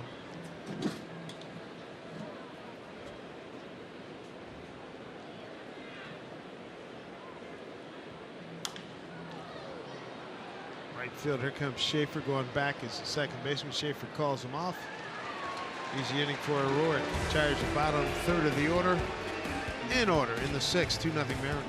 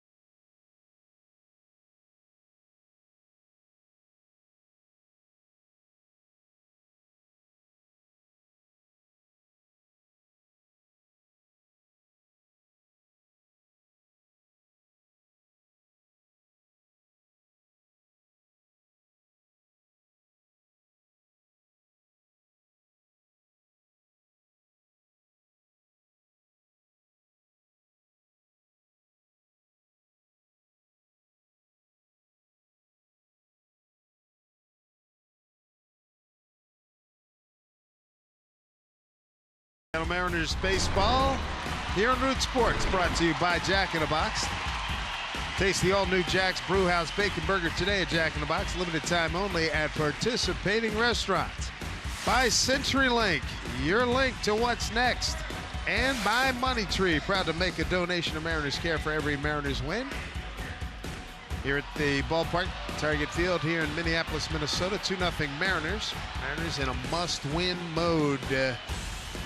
We were laughing coming out of break because a proposal was made and, Mike, it was accepted, wasn't it? I don't know. Oh, okay. When I looked up, it looked like she was accepting. Uh-oh, that's the worst one. Oh, my goodness. You got that in front of everybody on Twins sure. Vision? Here's Brian Dozier, top of the order. Jorge Polanco and Robbie Grossman, top of the order. Dozier, 42 home runs, second in the league. He's 0 for 2. 99 RBIs for the leadoff hitter. This will be the third time through the lineup for the Twins. Stack the left side of the infield against Dozier, and he goes right center field. Martin got a great job, and he puts it away. There's no message that can't wait. Remember, drugs are high. It's a DUI. Help us all reach Target Zero. Learn more at targetzero.org. James Paxton, 7 strikeouts, giving up 3 hits, stranded all 3 runners. There's Polanco, comebacker, and a fly out to left. Seager moves in on the cut at third.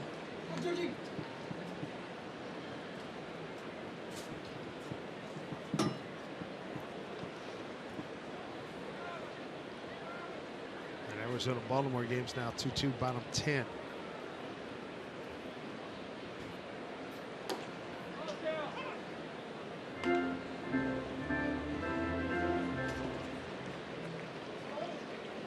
Going to break.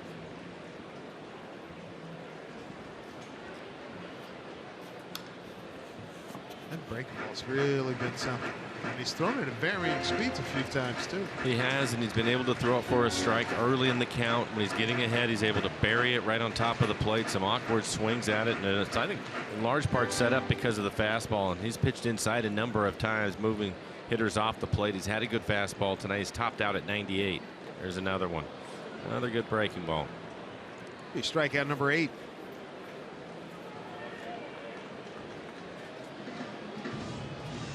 And again, he's been very efficient with his pitches. Just 68 pitches working here in the 6th inning with a couple of outs. You can see Zunino wanting that pitch in the dirt with 2 strikes. That's what he's been doing all night long. He struck out everybody in the Twins order except for Kurt Suzuki. That struck him out at least once.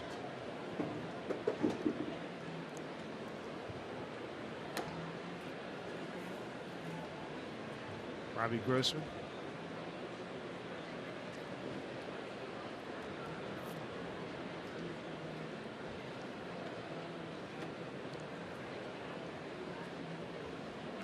Here's so much about tall guys not being able to repeat their motion. Well, that has not been a problem for Paxton. Well, especially since he's had the changes to his delivery.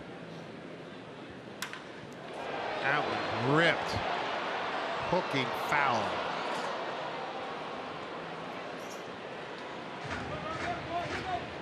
Grossman 11 home runs, 36 runs batted in.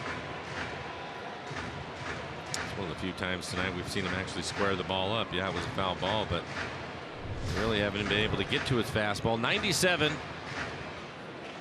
He cuts it off at the pass just out in front of it.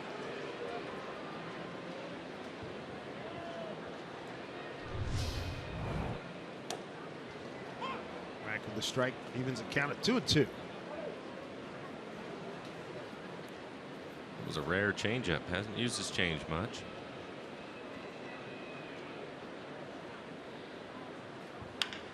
Breaking ball hit to Seager. Well played.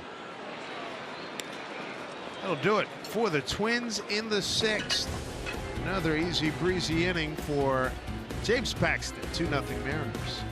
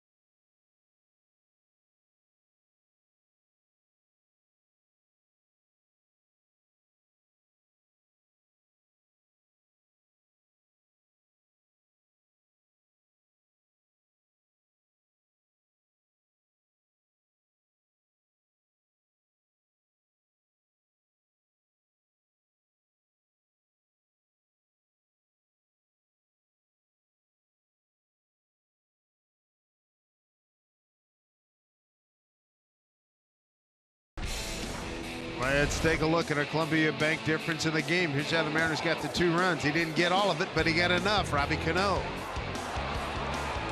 And that scores Nori Aoki. And then Mike Zunino.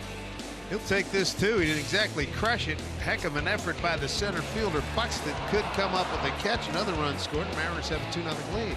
Well, neither one of those hits are going to make either one of their highlight reels, but they produce runs, so you'll take that. Guillermo Heredia going to lead off. Pinch hitting for Aoki. Franklin Gutierrez out on deck. Ryan O'Rourke in his 2nd inning of duty. Pitched a 1-2-3 6th.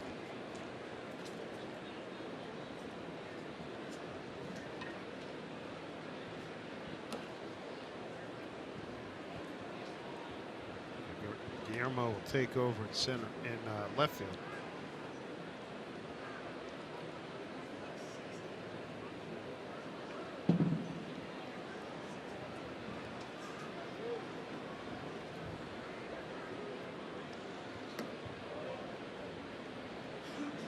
Has been a nice addition to the ball club. 38th game for him. Homer, 10 runs batted in. Played pretty good left field and has shown a good arm. 3-1.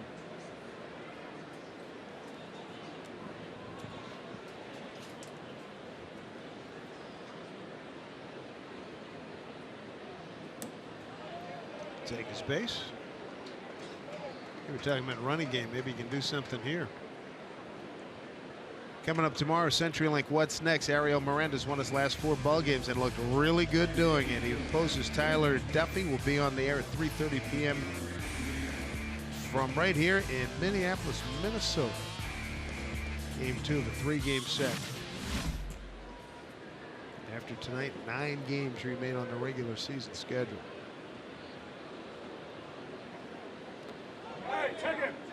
Did he go? Did not, as they look down at Trip Gibson. Franklin Gutierrez pinch hitting for Seth Smith. O'Rourke having a tough time with the strike zone. 17 pitches, only 6 strikes for him. Smitty went 0 for 2. Ran up big pitch counts. And Nori Aoki, he went 1 for 2 with a run scored.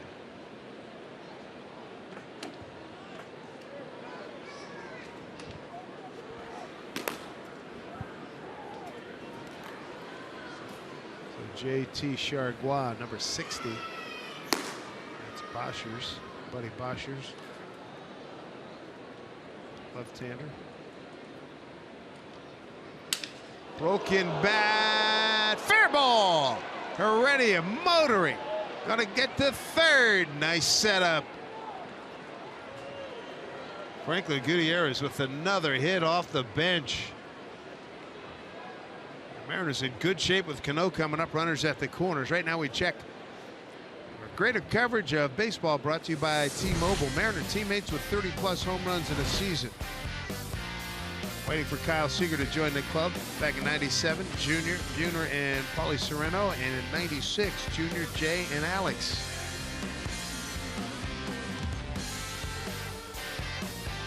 That Goody. Doesn't get a lot of opportunities, but when he does, seems to find a moment. There's Ben Gamel. He's going to pinch run for Goody. Stay on at right field. He's got service. Will have his hands team in there. Heredia being left. Gamel in right.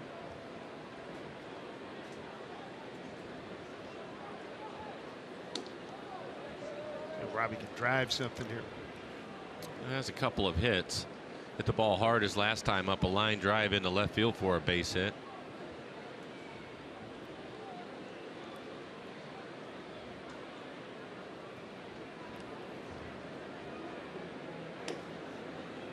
Away from him. So Goody was ahead 2-0, delivered a broken bat single. Robbie's 2-0 here.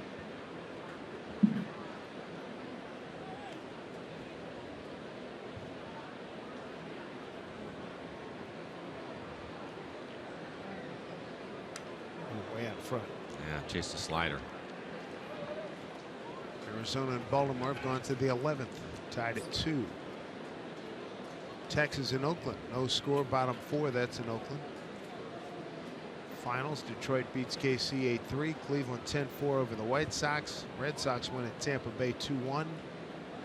Yankees get waylaid in Toronto 9-0. Houston 6-3 over the Angels. Top the 8th in Houston. They rallied to get that lead. 2-1 to Robbie. Off the end of the bat, it'll go foul. O'Rourke not able to throw his fastball for a strike, so he comes back with 2 sliders, both of them off the plate. It's Robbie to chase him.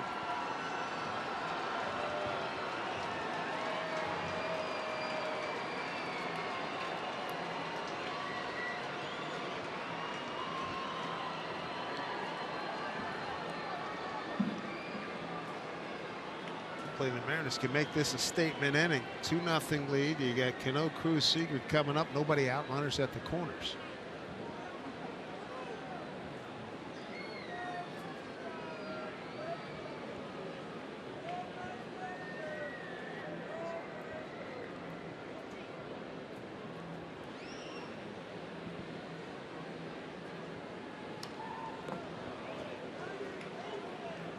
You say about he's seen 70% breaking balls the last 10 days. I would say so. Yeah, a lot of them. That's 3 sliders in a row to him.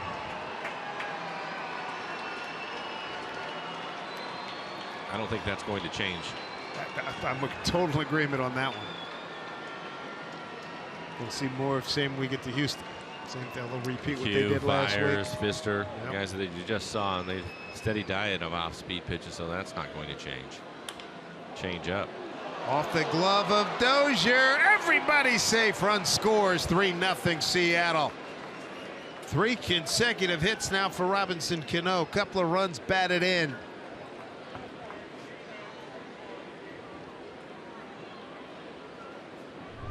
Heredia scores. Another pitch off the plate away. There's that breaking ball. 80 miles an hour. To the backhand side for Dozier, diving for right off the end of his glove, and that'll bring out Paul Molitor. He's going to make a pitching change. Don't care how you get the runs, just get them. 3-0 Mariners as we play here top 7. We must win area right now for the Mariners, down 2 games with 10 to play, trying to get into the wild card. They get a 3-0 lead. Back with more after this.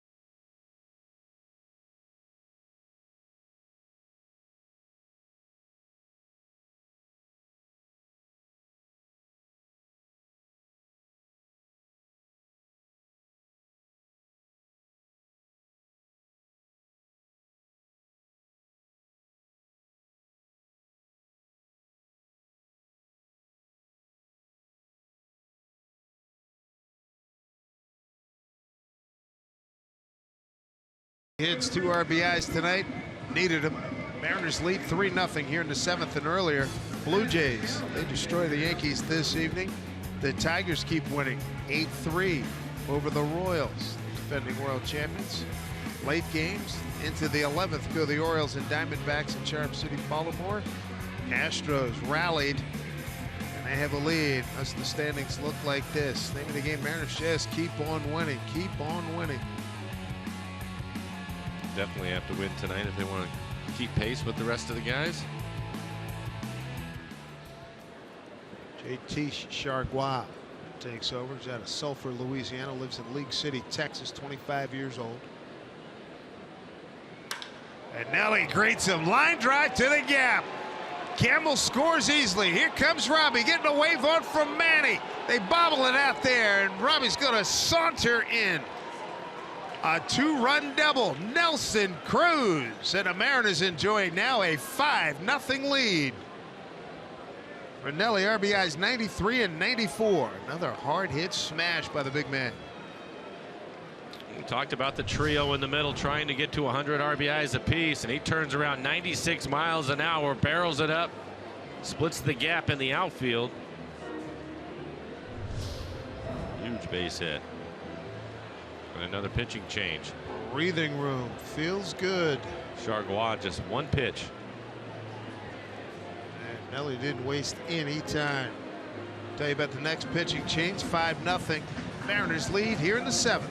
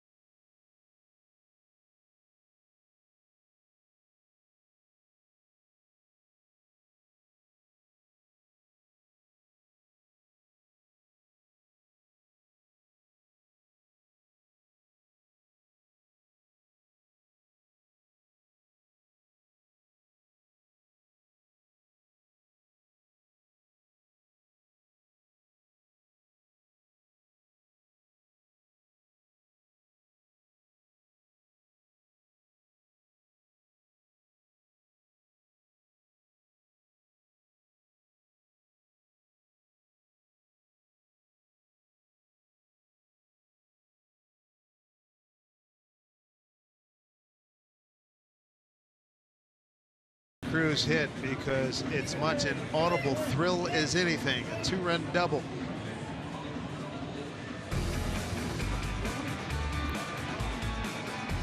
Hey, make next Thursday night at the ballpark with the entire family. You can get in on all the action for less when you buy Safeco Insurance Grand Slam Family Package.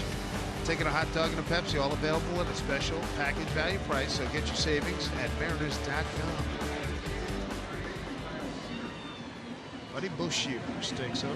33 appearances on the year.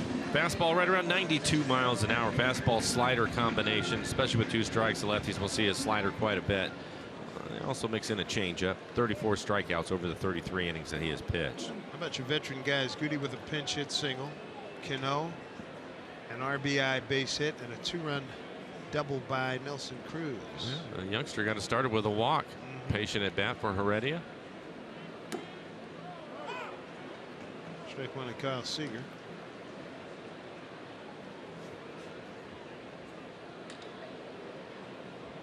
Well, Kyle leads the club in RBIs, but Cruz and Cano trying to catch up right now. A couple of RBIs for each of them tonight. That's it. Well, he's going to pick up an RBI here. Nelly went back, but he's going to score easily. Kyle Seager just tied his career best in RBIs with number 96 with that double in the Mariner lead. Now it's 6-0. 35th double for Kyle, RBI number 96. So back-to-back doubles. First Cruz and now Kyle into the gap at 92 miles an hour. First baseman Adam Lynn. Adam Lynn joined the club. Get some of this. One of the keys to this series. Guys in the middle of the order struggled a little bit on the homestand, but breaking out here on the first game on the road. Like it. Mariners in September 6-0 on the road. Ball one, Adam. Got the Mariners' first hit, a single to center back in the second. Since then, he struck out twice swinging. All this damage with nobody out here. Adam, the 6th man to the plate.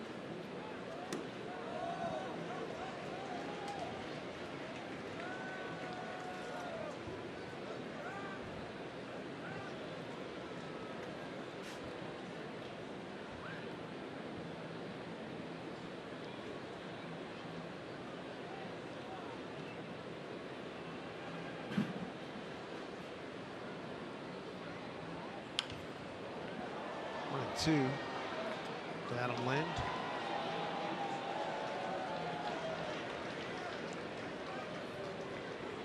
Base hit by Adam in the second extended his hitting streak to 5 games.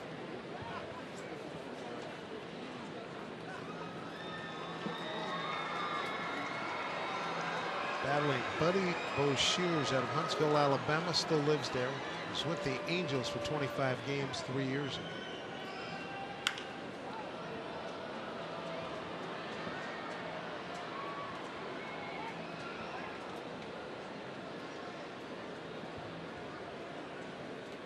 Mariners having a good night hitting with runners in scoring position. They are 5 for 8.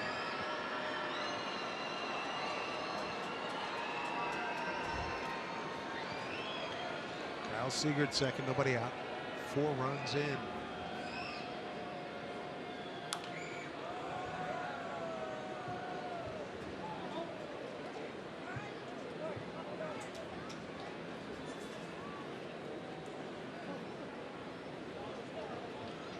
James Paxton, terrific night, 8 strikeouts, 3 hits, shutout baseball through 6.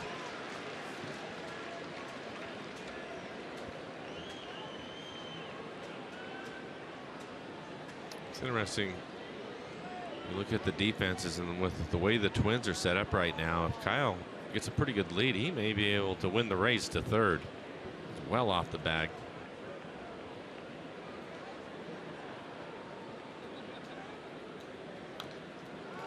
He just got a piece of that to keep this bat alive.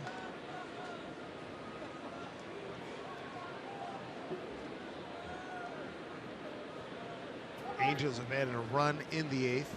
Houston now 6-4 lead, bottom 8.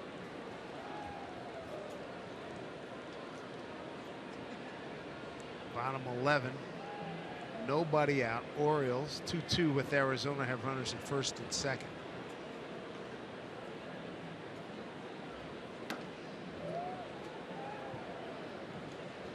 Adam looking to pick one out here. Give it a ride. There it is. 5 for 8. You can see how dominant James Paxton has been. Minnesota without a runner in scoring position tonight. 8th pitch of the at bat for Adam Lind. 2-2. Spiked it. Suzuki, nice job. Full count. Martine's on deck.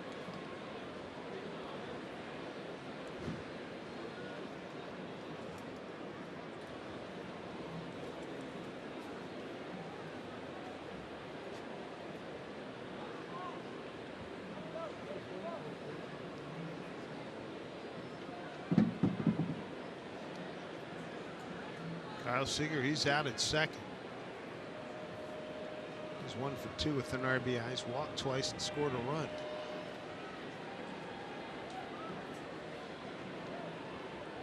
Three-two pitch to Adam Lind. And he's aboard with a walk. Still nobody out. First and second for Martine. Center fielder, Martin. We'll see how Scott Service wants to play. You mentioned it. Nobody out, first and second. See if he wants to add to that lead with a bunt right here. Neil Allen, pitching coach, one-time Met reliever. Escobar, the third baseman, even with the bag at third, now backing up a little bit.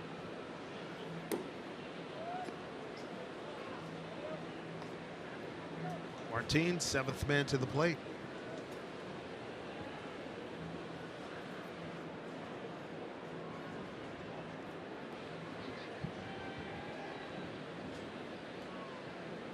One-oh pitch.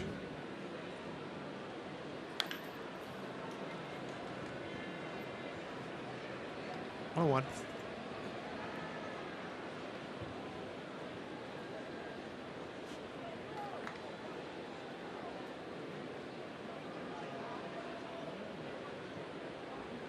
Texas and Oakland still scoreless. End of 5. That's in Oakland.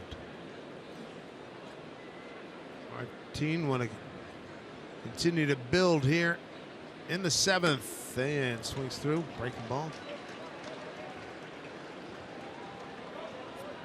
Kendall Graveman has got a perfect game working. Top of the 6th for Oakland.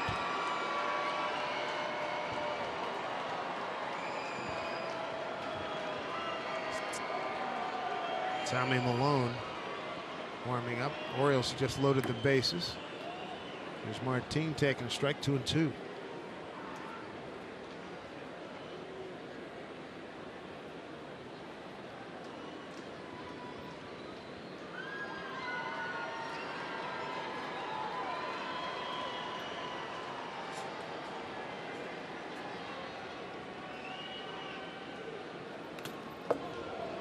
Suzuki, the catcher. Or was it the umpire?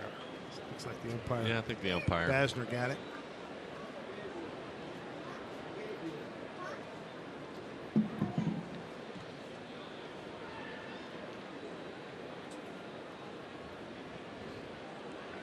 Werner's really doing a nice job in this inning with some long at bats too. If he can get a pitch he can drive here. 2-2.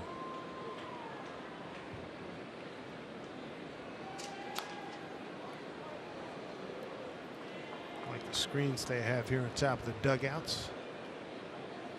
Target field.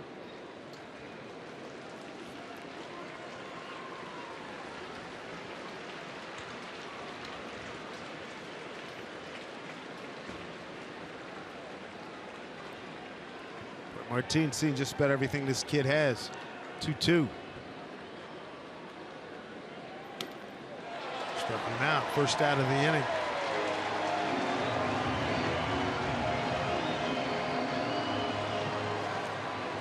Zunino has a chance to do some damage with a couple of men aboard. Mike is 1 for 3 with an RBI.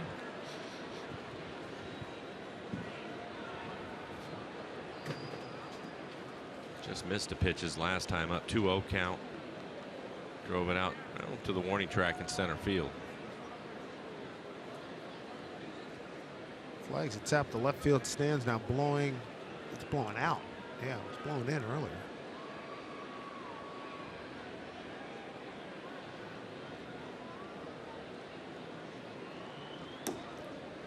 Ball 1.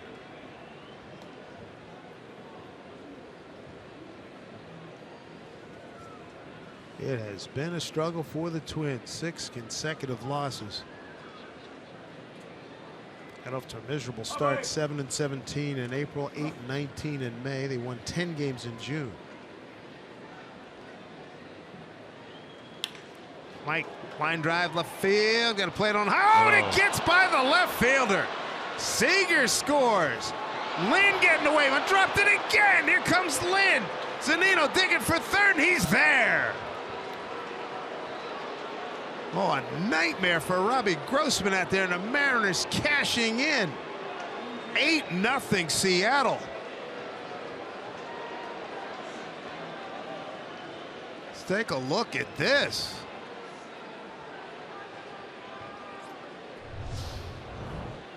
Hits the ball hard into left field. It's a hooking line drive on a fastball that was on the outside corner. Yeah, he just misses it. That's one error. Now, kick save and a beauty. beauty. The wet grass got him right there and ended up going down, kicking the ball away from him. Mariners will take it 8-0. Mariners here in the 7th. Zunino at third and 1 out.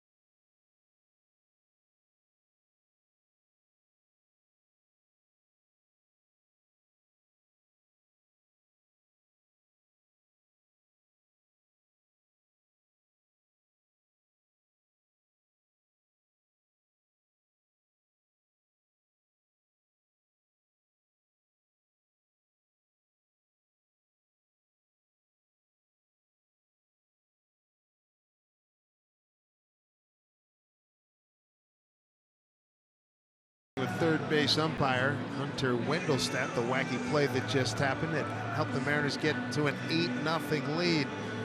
Remaining schedules for your contenders for postseason: the Blue Jays, Yankees, Baltimore, Boston. Some interesting matchups here, Mike. I think that you're right. You're going to have the two teams from the East playing in their own division. That's going to be difficult for them. The Tigers take care of Kansas City tonight, but they're going to continue through the weekend with Kansas City, then 4 with Cleveland, and Cleveland still trying to get the best record, so that'll be a fun series to watch. And as far as quality of opponent, I think it's going to come down to Houston and Seattle. You can see Anaheim now in Houston. They'll finish up at Anaheim, but in the meantime, you have the Mariners coming into town for 3 games, so it'll be a lot of fun to watch. It'll be an important series, and the Mariners trying to take care of things here in Minnesota first. And Tommy Malone will take over, the veteran left-hander. Been around for a while, struggled this year with an ERA of 5.5. Swing and a miss by Marte. You were talking about some of the struggles that the Twins have had, and I think that last play pretty much says it all. When you look at them, they're last in defense, last in ERA. That makes it for a long year.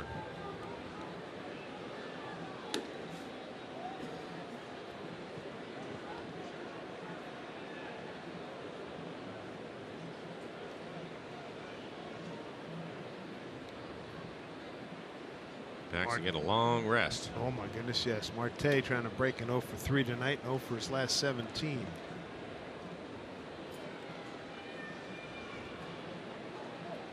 A tough one for Paul Molitor, the Hall of Famer. 3,000 hits, 500 stolen bases, one of 6 men to do that. Cobb, Wagner, Collins, Brock, and Ricky Henderson, and Paul Molitor.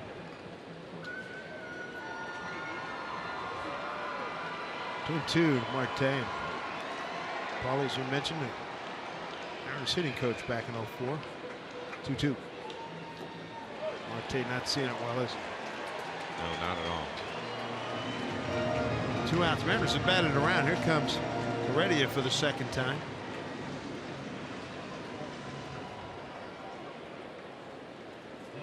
He walked his first time up. Came on as a pinch hitter for Aoki. Aoki finished the day 1 for 2. He also had a walk.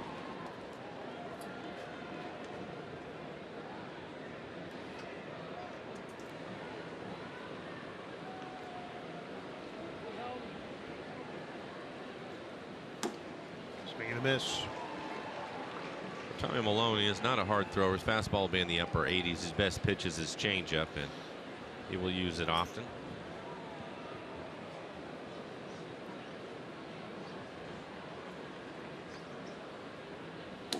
Wait.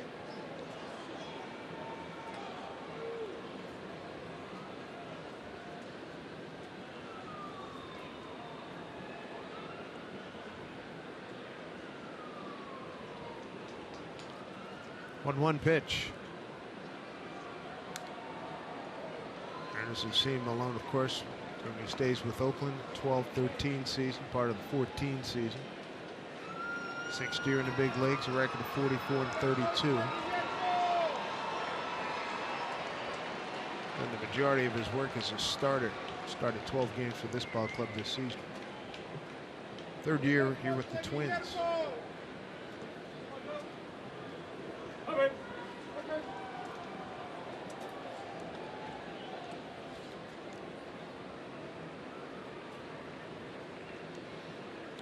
It's half inning. It's past the 30-minute mark.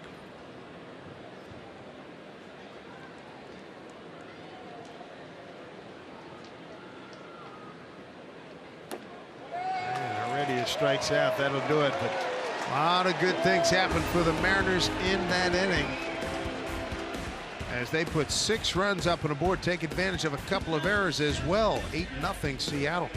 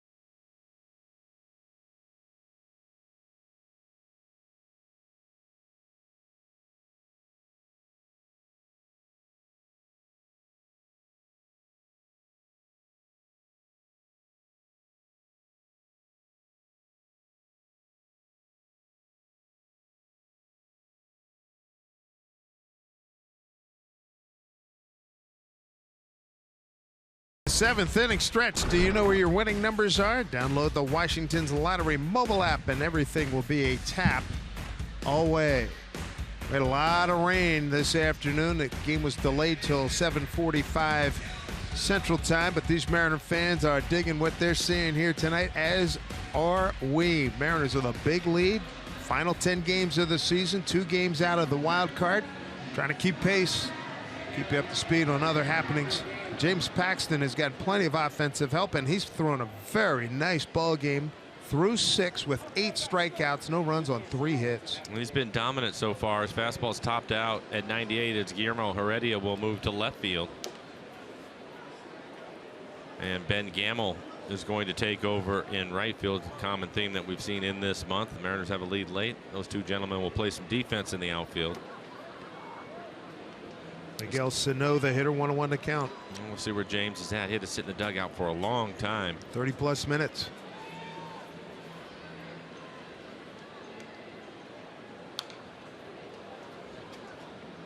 Sano with extraordinary power, 23 home runs and 60 runs batted in. Paxton's handled him nicely, struck him out looking. Did get an infield hit on a slow roller.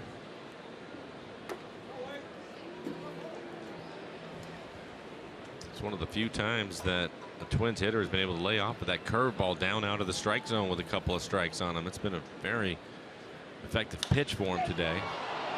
High fly ball right field for Gamel on the track with room, makes the catch. Oh, no, he didn't. Here's Martin. Look at this throw to third. It's offline. Look, he had it. I thought he had it. Well, it looked like he got back in great shape. Ball's going to come down right behind him. Let's see, right there. He's looking good, looking good. Jump. I think it's just out of his reach. Yep. Yeah, hits off the wall.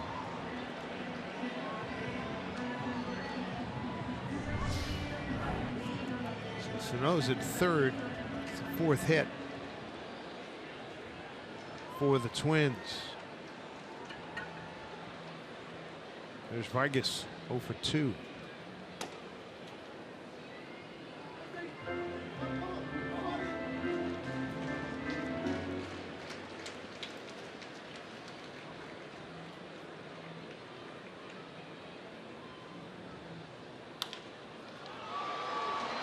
Deflected off the glove. Paxton runs going to score, base hit Vargas. His 17th run batted in. That's unfortunate because the defense was set up for that play. Nothing Paxton can do. He's just trying to make the catch, but Cano was standing right behind him. And we get some good news from Houston. The Angels were down 6. They were up. They were down 6-3. Now they've tied it at 6-6. 12th inning in Baltimore.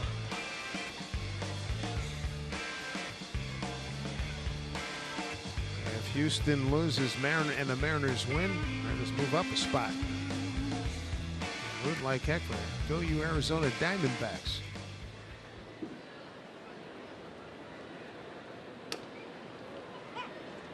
Strike 1 to Kurt Suzuki.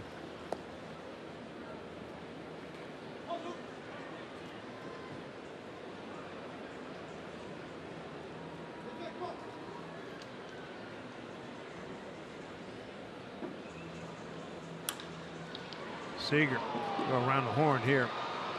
Easy double play.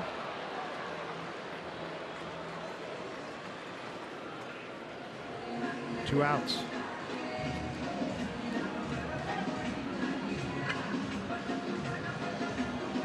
Third baseman Eduardo Escobar. They're spoiled, Mike. Yeah, I would agree with that. They make that look awfully easy. Kyle makes the initial stop. His throws to Cano have been uncanny and how on target they are, and then Cano just eases just a rifle shot over to first base. And I can tell you the hardest part of that play that time was Kyle catching the ball because it was hit firmly by Suzuki and the grass is still wet. So Yeah. it's kind of skipped on him a little bit. So he was able to handle it.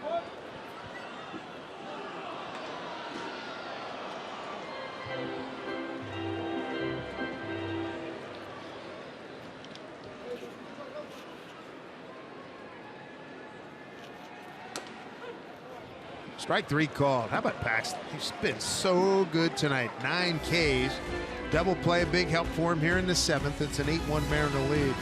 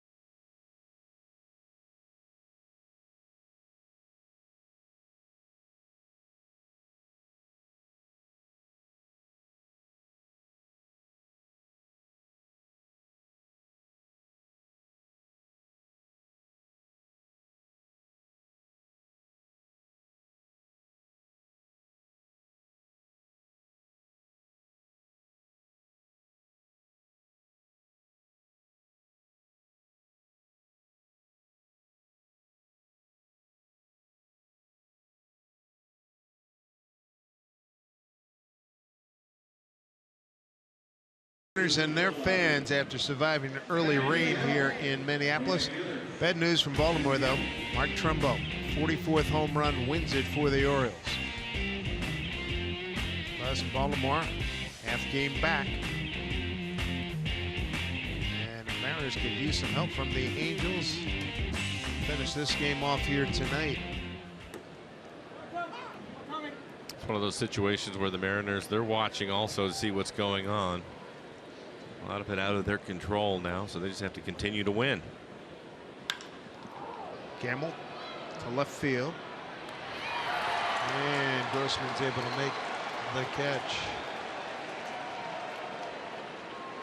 Earlier we were talking about Paul Molitor and the 3,000 hits, 500 stolen base club. Don't forget we got to add Ichiro to that list as well. Ichiro with 3,027 in the hit department. And Ichiro with 508 stolen bases. So one of 7 guys to do that. Paul Molitor, one of them. Good night for Robinson Cano. 3 hits, 2 runs batted in.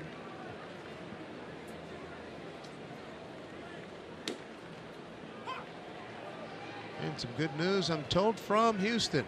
Looks like this. Top 9, Angels 7-6.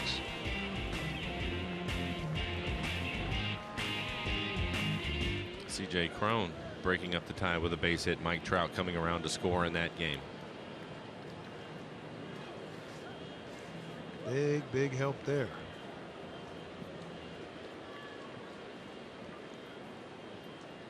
Mariners broke a lot of offers here tonight.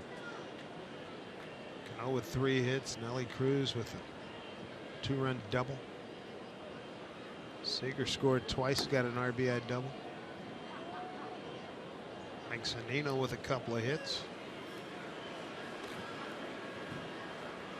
Dan Altavilla.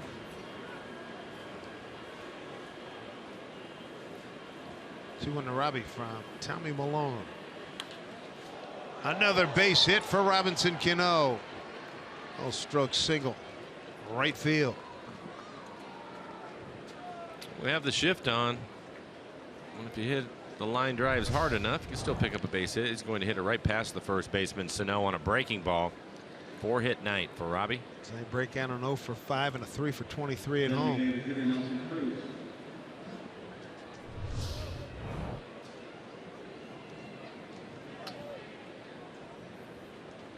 Nelson Cruz, 2-run double. Greeted JT Chargois. First pitch.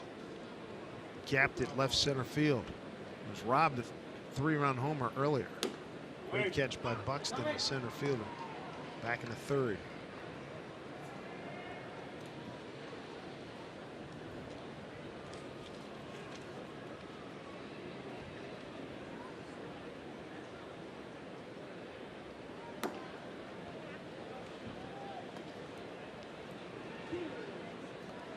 Eight 1 Mariner lead.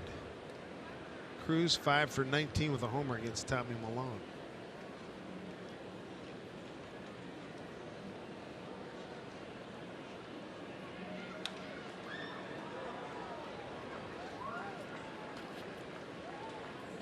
Every time he swings and gets a piece of it, don't you, if you don't audibly say it, you're saying it to yourself.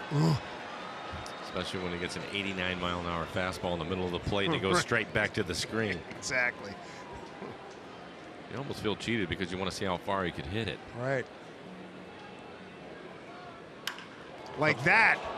Look at this. Nelson Cruz. Wow. Somebody called NASA again. Boom, stick, baby. 2-run moonshot. His 38th. He's got 4 ribbies tonight. Gives him 96. And the Mariners in double figures. It's 10-1 Seattle. Just tied Kyle Seager for the team lead and almost hit that one in the restaurant. Of course, we're going to need exit velo and distance on that bad boy because that thing was, we used to say in the hood, that was kilt. Breaking ball 75 miles an hour right in the middle of the plate. And this is squared up. As you take a look at our Primera Supermo, that is unreal. That is remarkable.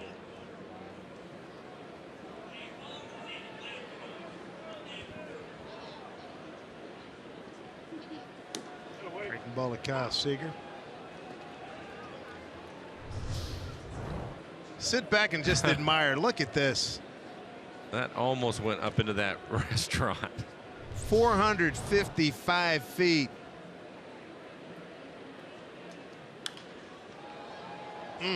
Let's listen.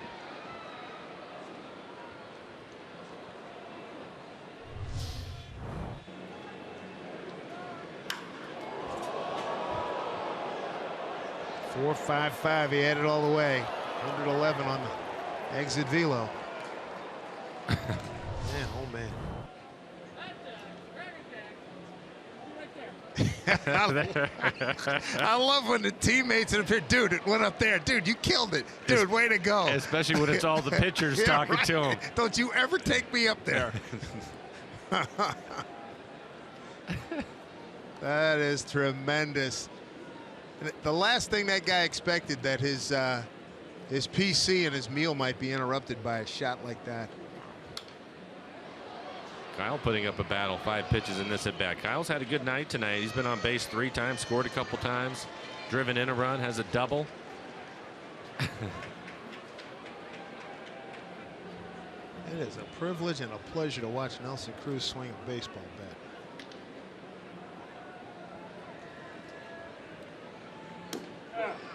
Ooh, got him. Look.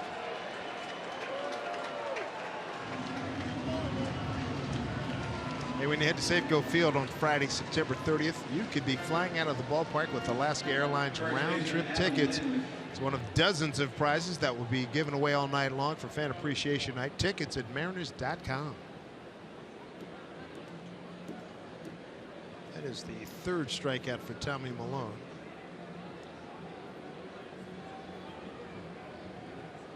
Two outs in the 8th.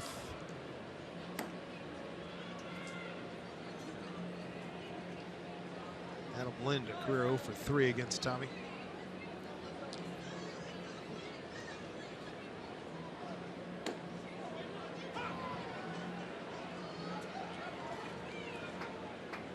One and one to count.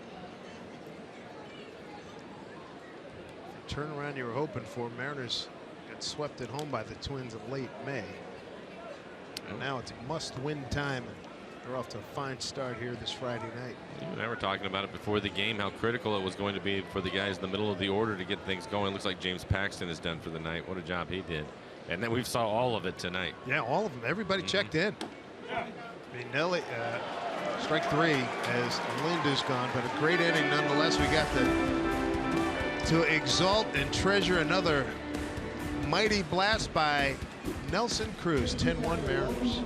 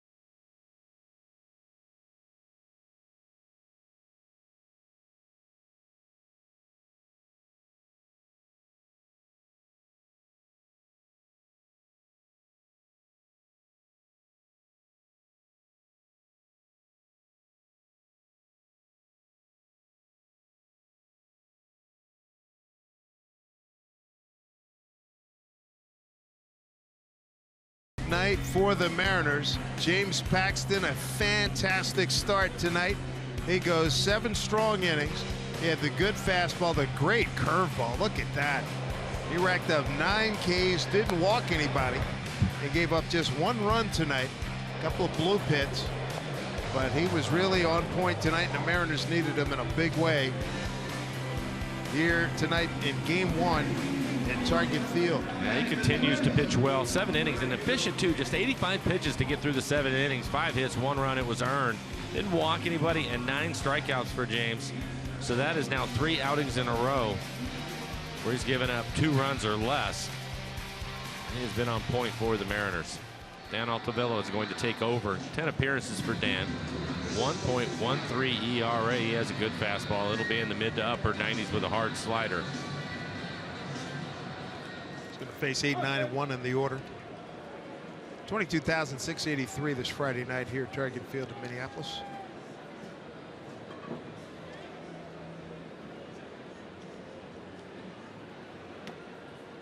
So I asked around during the commercial break to see if anybody has hit one up into that restaurant.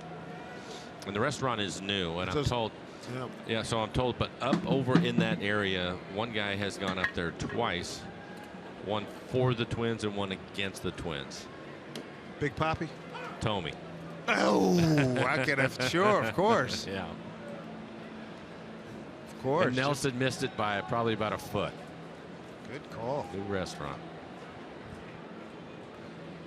Jim Tomey, yeah, he finished out here at Plaza they have out beyond right field. He went up in there several times.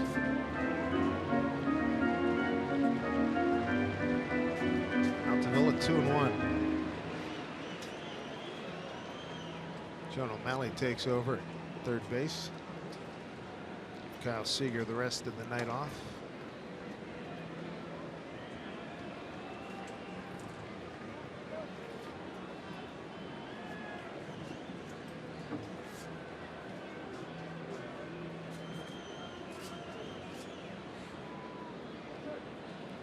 Altavilla 3-1. He's back.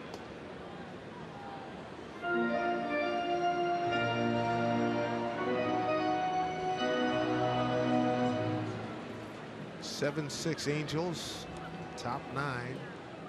That's at Houston.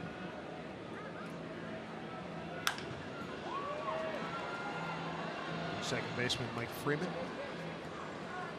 Goes out Schaefer.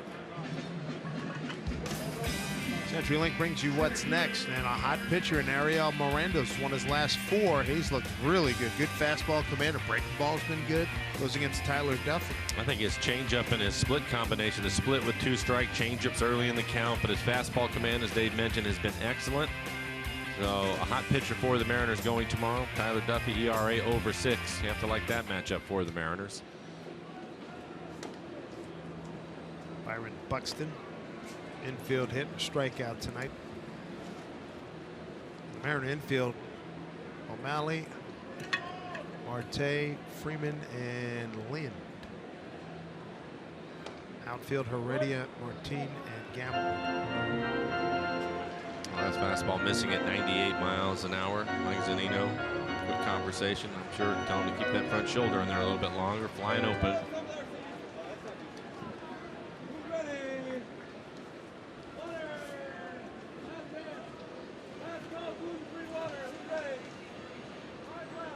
Two and 0 the count.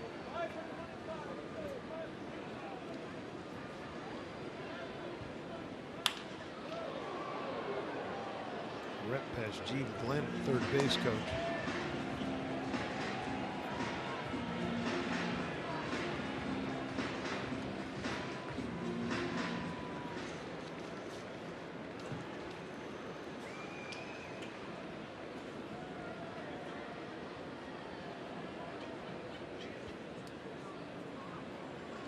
There's a 2-1.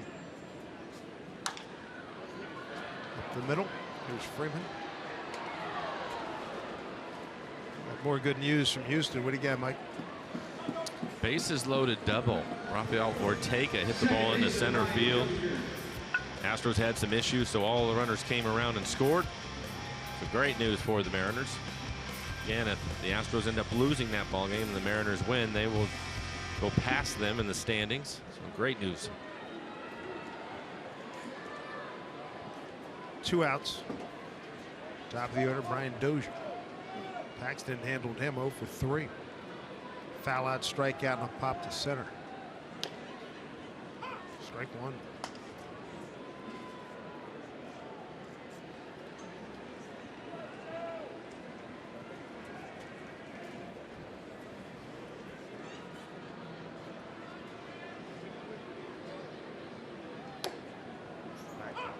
Doubled up. That's one of the things when we were talking to Bert Blyleven before the game, talking about pitching inside, and I said, "Did you double up and triple up?" He says, "Yeah." You have to. Yeah, you absolutely have to.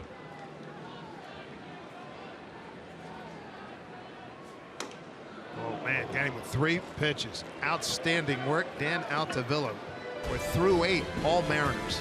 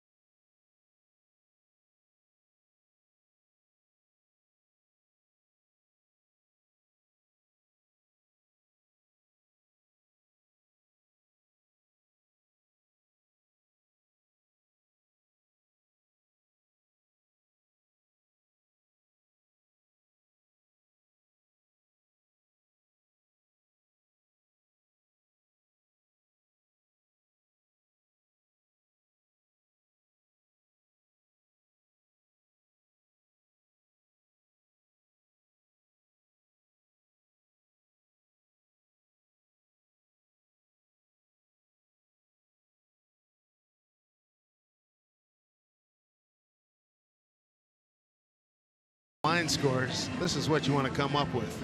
10-1 Mariners as we go top 9. And what's on the immediate future for the Mariners? 2 more here, then go to Houston, then home for the Final 4 of the regular season. Folks, please come on out. You got a really fun team here in the Mariner Ball Club. I look forward to this road trip being a successful one, and right now off to a terrific start. Tiebreaker game will be played on October 3rd, and it certainly looks as if we're heading that way. So works for me. Some Let's exciting do it. baseball going on. Let's do it. These fans have to be happy about. Andrew Albert is going to take over. Just 5 appearances on the year for the left-hander. In 16 innings, he has 15 strikeouts. Good number for him. High batting average against, 347. He's given up 5 home runs.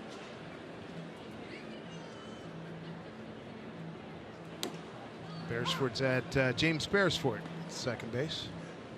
Albert's average fastball at 87 miles an hour, changeup, slider.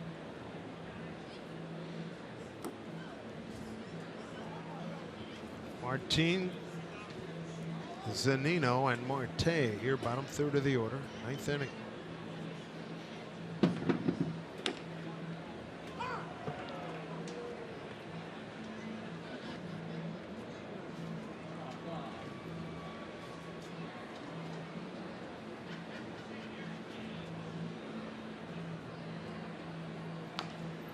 Ball hit foul.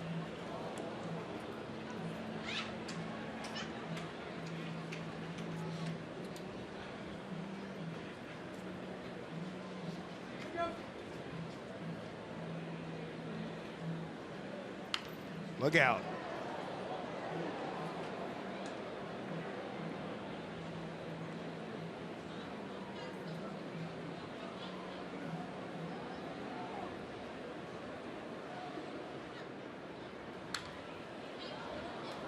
The foul by Martin. He's battling. This will be 7th pitch coming up. Alber's working at the top of the strike zone on him.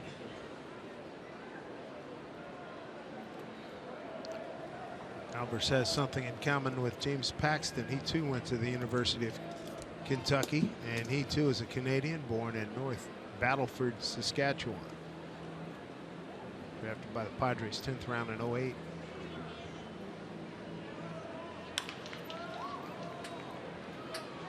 Here's Beresford throwing out Martin. One away. Don't miss Big Sky Conference football this fall right here at Root Sports, presented by your local Ford stores. All the action begins tomorrow, 12 p.m. Pacific. Montana Grizzlies take on the Cal Poly Mustangs. For a full broadcast schedule, visit rootsports.com. How about Mike Zunino tonight? 2 for 4, a couple of RBIs.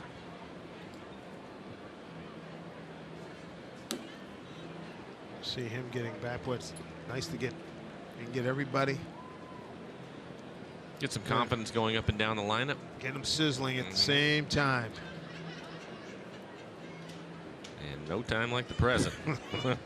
That's true. Mariners will have just 9 games left after tonight.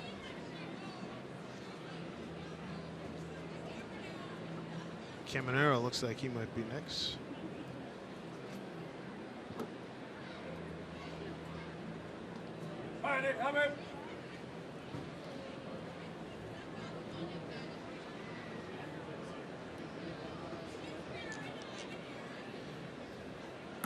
So pitching coach Eddie Guardado before the game in the clubhouse.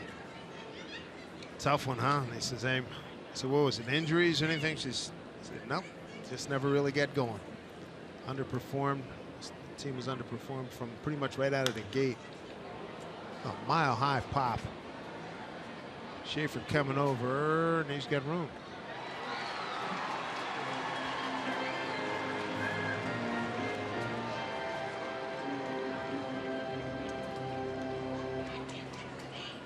It's amazing how that can happen, especially when you get off to a slow start. Sometimes you put yourself in a hole you just can't dig yourself out of, and clearly that's the case with the Twins. And start making changes, trying too hard, and yeah. I mean, 7-17 in April, 8-19 in May. Yeah, that's a lot. That's a tough way to start. Hey man, that's 15-36 out of the gate. Then you go 10-17 in June. They have a decent July at 15-11. Then they come back to August 9-20. Well, and then you end up last in ERA, the worst fielding team in the league. Offensive numbers look okay. A lot of that is because of your second baseman. Yeah. Defensively, over the years when they had the good clubs here, they were always the top Fundamentally 5. as sound as you're going to see. Yeah, exactly. And to see them dead last is shocking. Yeah. Marte 0 for 4 tonight.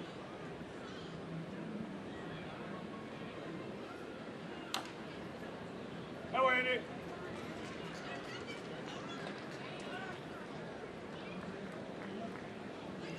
Heck of a line score for the Mariners. A 6-run 7th, 2 more in the 8th.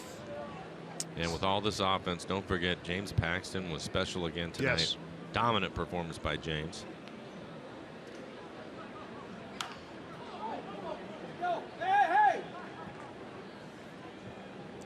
With a foul by Marte.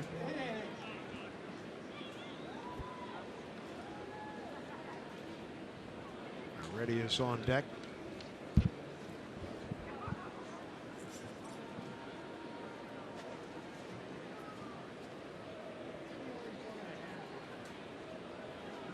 Paxton in line to win his first game since the 7th of August against the Angels. That was the game where he got hurt. He went 8 1/3, took that liner off his elbow off the bat of Andrelton Simmons. Marte, is he going to get a bleeder? Base hit? Yes, he does. Good for him. Breaks an 0 for 18.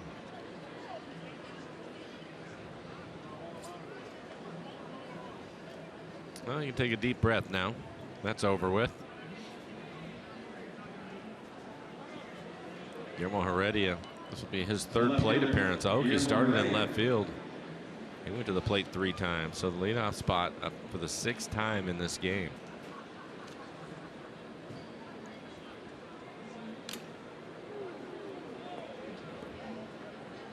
Kurt Suzuki felt that one.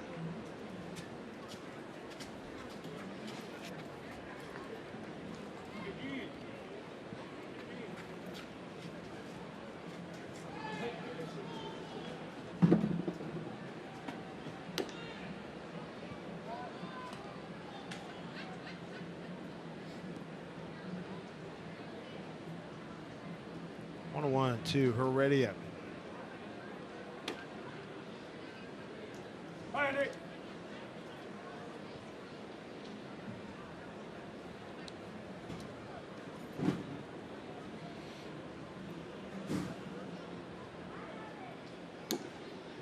There's a strike.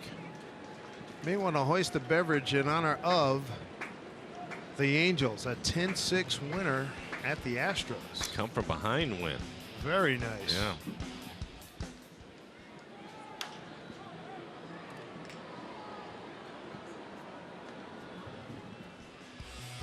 Mariners have moved up. Gotta love it. Mike Trumbo, late home run to win for Baltimore earlier in extra innings. Ben Gamel waiting on deck.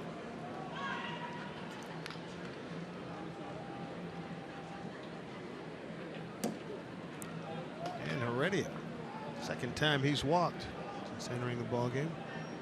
2 outs. Mariners have runners at first and second.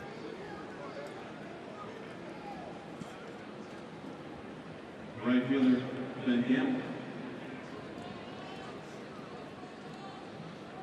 Ben Gamel flying out to left in the 8th.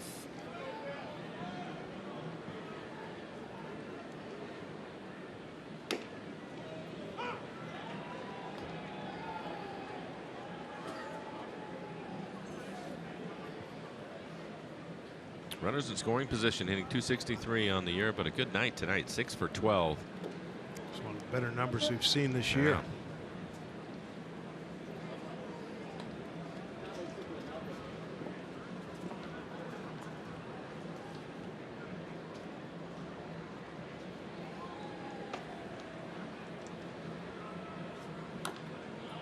Slow breaking ball. Sure was. 1 and 2.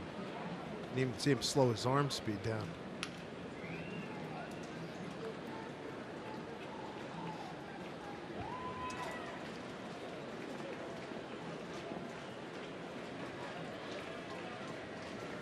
All 2 strikes.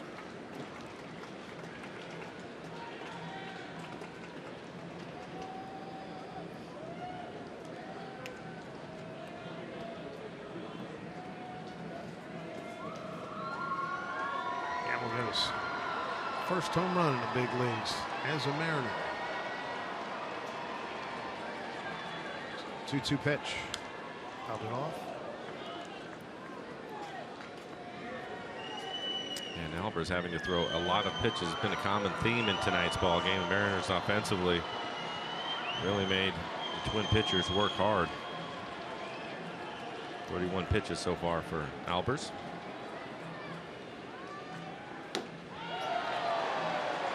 That'll do it for the Mariners in the ninth. Leave a couple of men aboard. Archimedes Caminero will come on. 10-1 Mariners.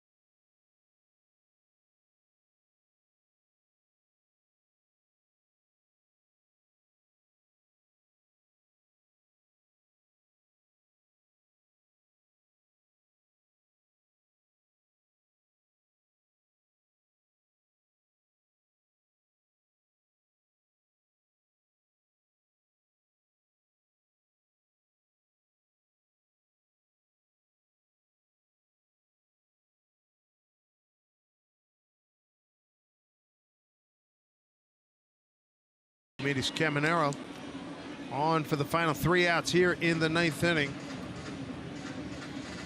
Coming on to replace Dan Altavilla, pitched in the 8th inning. Dan picked up a strikeout. 1-2-3 8th inning. Caminero fastball 95 to 100 miles an hour. Also has a cutter that he likes to use with it. And I think in this circumstance he's going to go right after him. 97 missing off the outside corner. See if he can repeat his windup and throw strikes.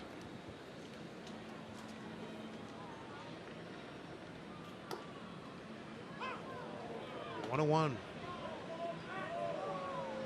Polanco, Grossman, and Sano.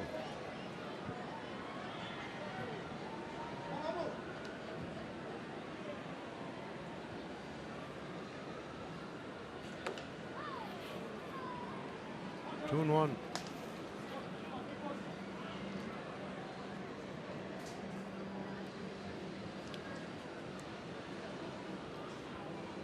Three pitches, all of them fastballs. 97, 98, and the last one 99.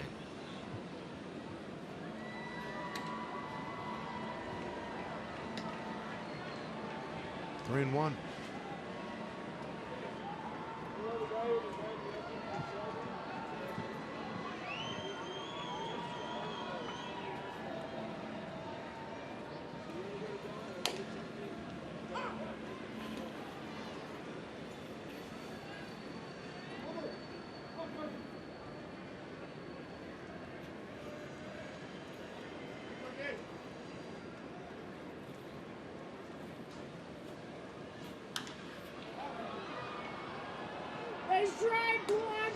Caminero, when he first came over from Pittsburgh, was dominant for the Mariners. At one point, he was their 8th inning guy. Stuff has always been the same in the upper 90s, times touching 100, but his command left him for a while, and they've been working with him, trying to keep him in the strike zone. Another foul ball.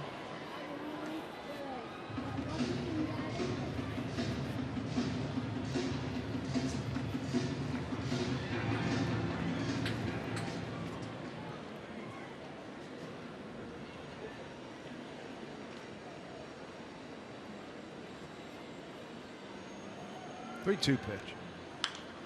Another foul.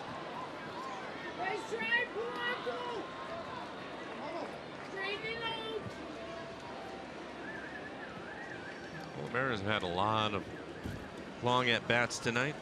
Polanco's turn, I guess. This will be the 9th pitch of this at-bat.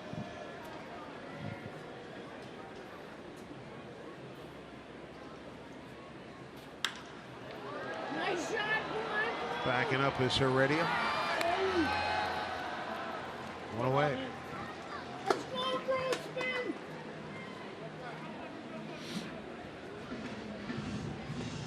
He's up Robbie Grossman 0 for 3.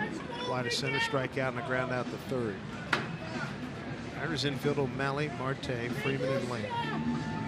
Outfield of Heredia, Martin, and Gamble.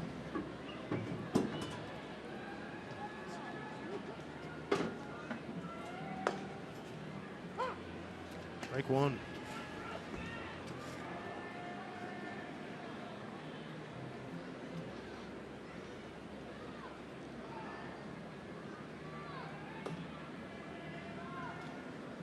Good eye, Grossman. Good eye.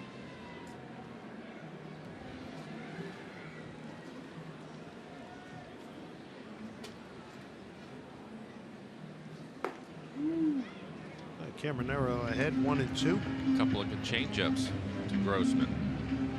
Last changeup 88 miles an hour, down out of the strike zone.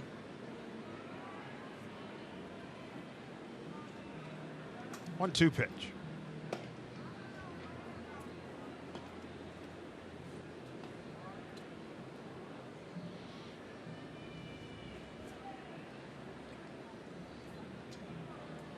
Two.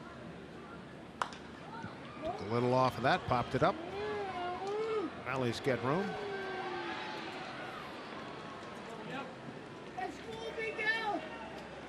Two away in the 9th. This will be interesting. Two big, strong guys. Caminero throwing to Sano.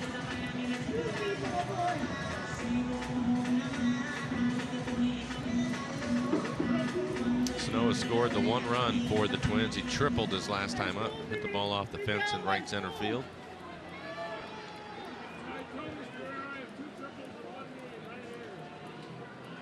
Let's go, Big Al.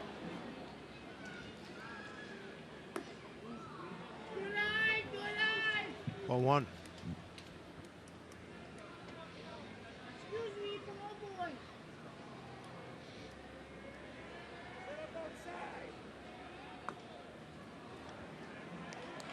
Spike's caught a couple, 3 times.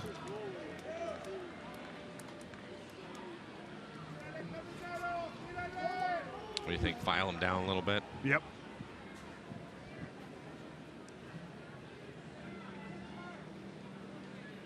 Excuse me, Kurt. Game was delayed till 7:45. Heavy rain. We figure what's that, 5 to about 7:30-ish. Yeah. Real happy to have gotten this game in. Yeah, which, by the way, nice job by the grounds crew here. Oh, tremendous. Yeah. You're right.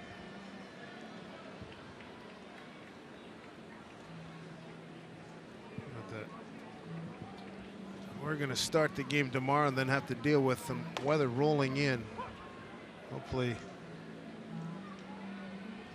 Ariel Miranda can throw a quick, efficient game. Mariners get early runs, get it to 5.5, 6. Good night, everybody. I like the way you're thinking, Dave. Very nice. Up 10-1. Couldn't throw a strike consistently in that at bat.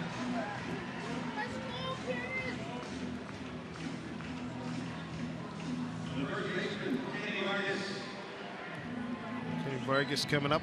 2 out, 1 on.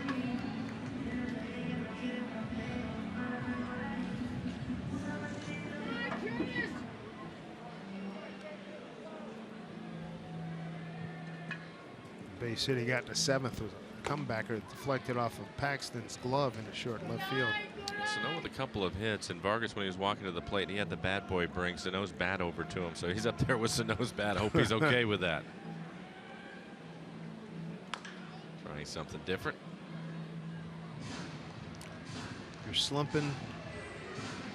There's no need to be inhibited. Try pretty much anything, right?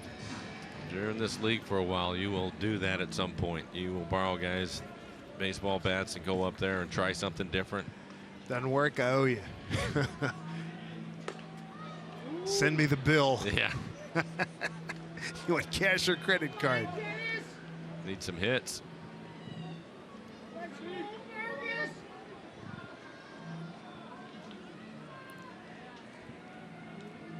1-2 pitch here. Butch Davis, first base coach, still gets some quick feet.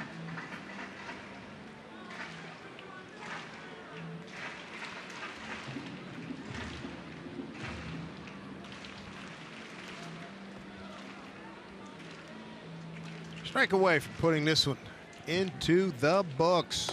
And there it is.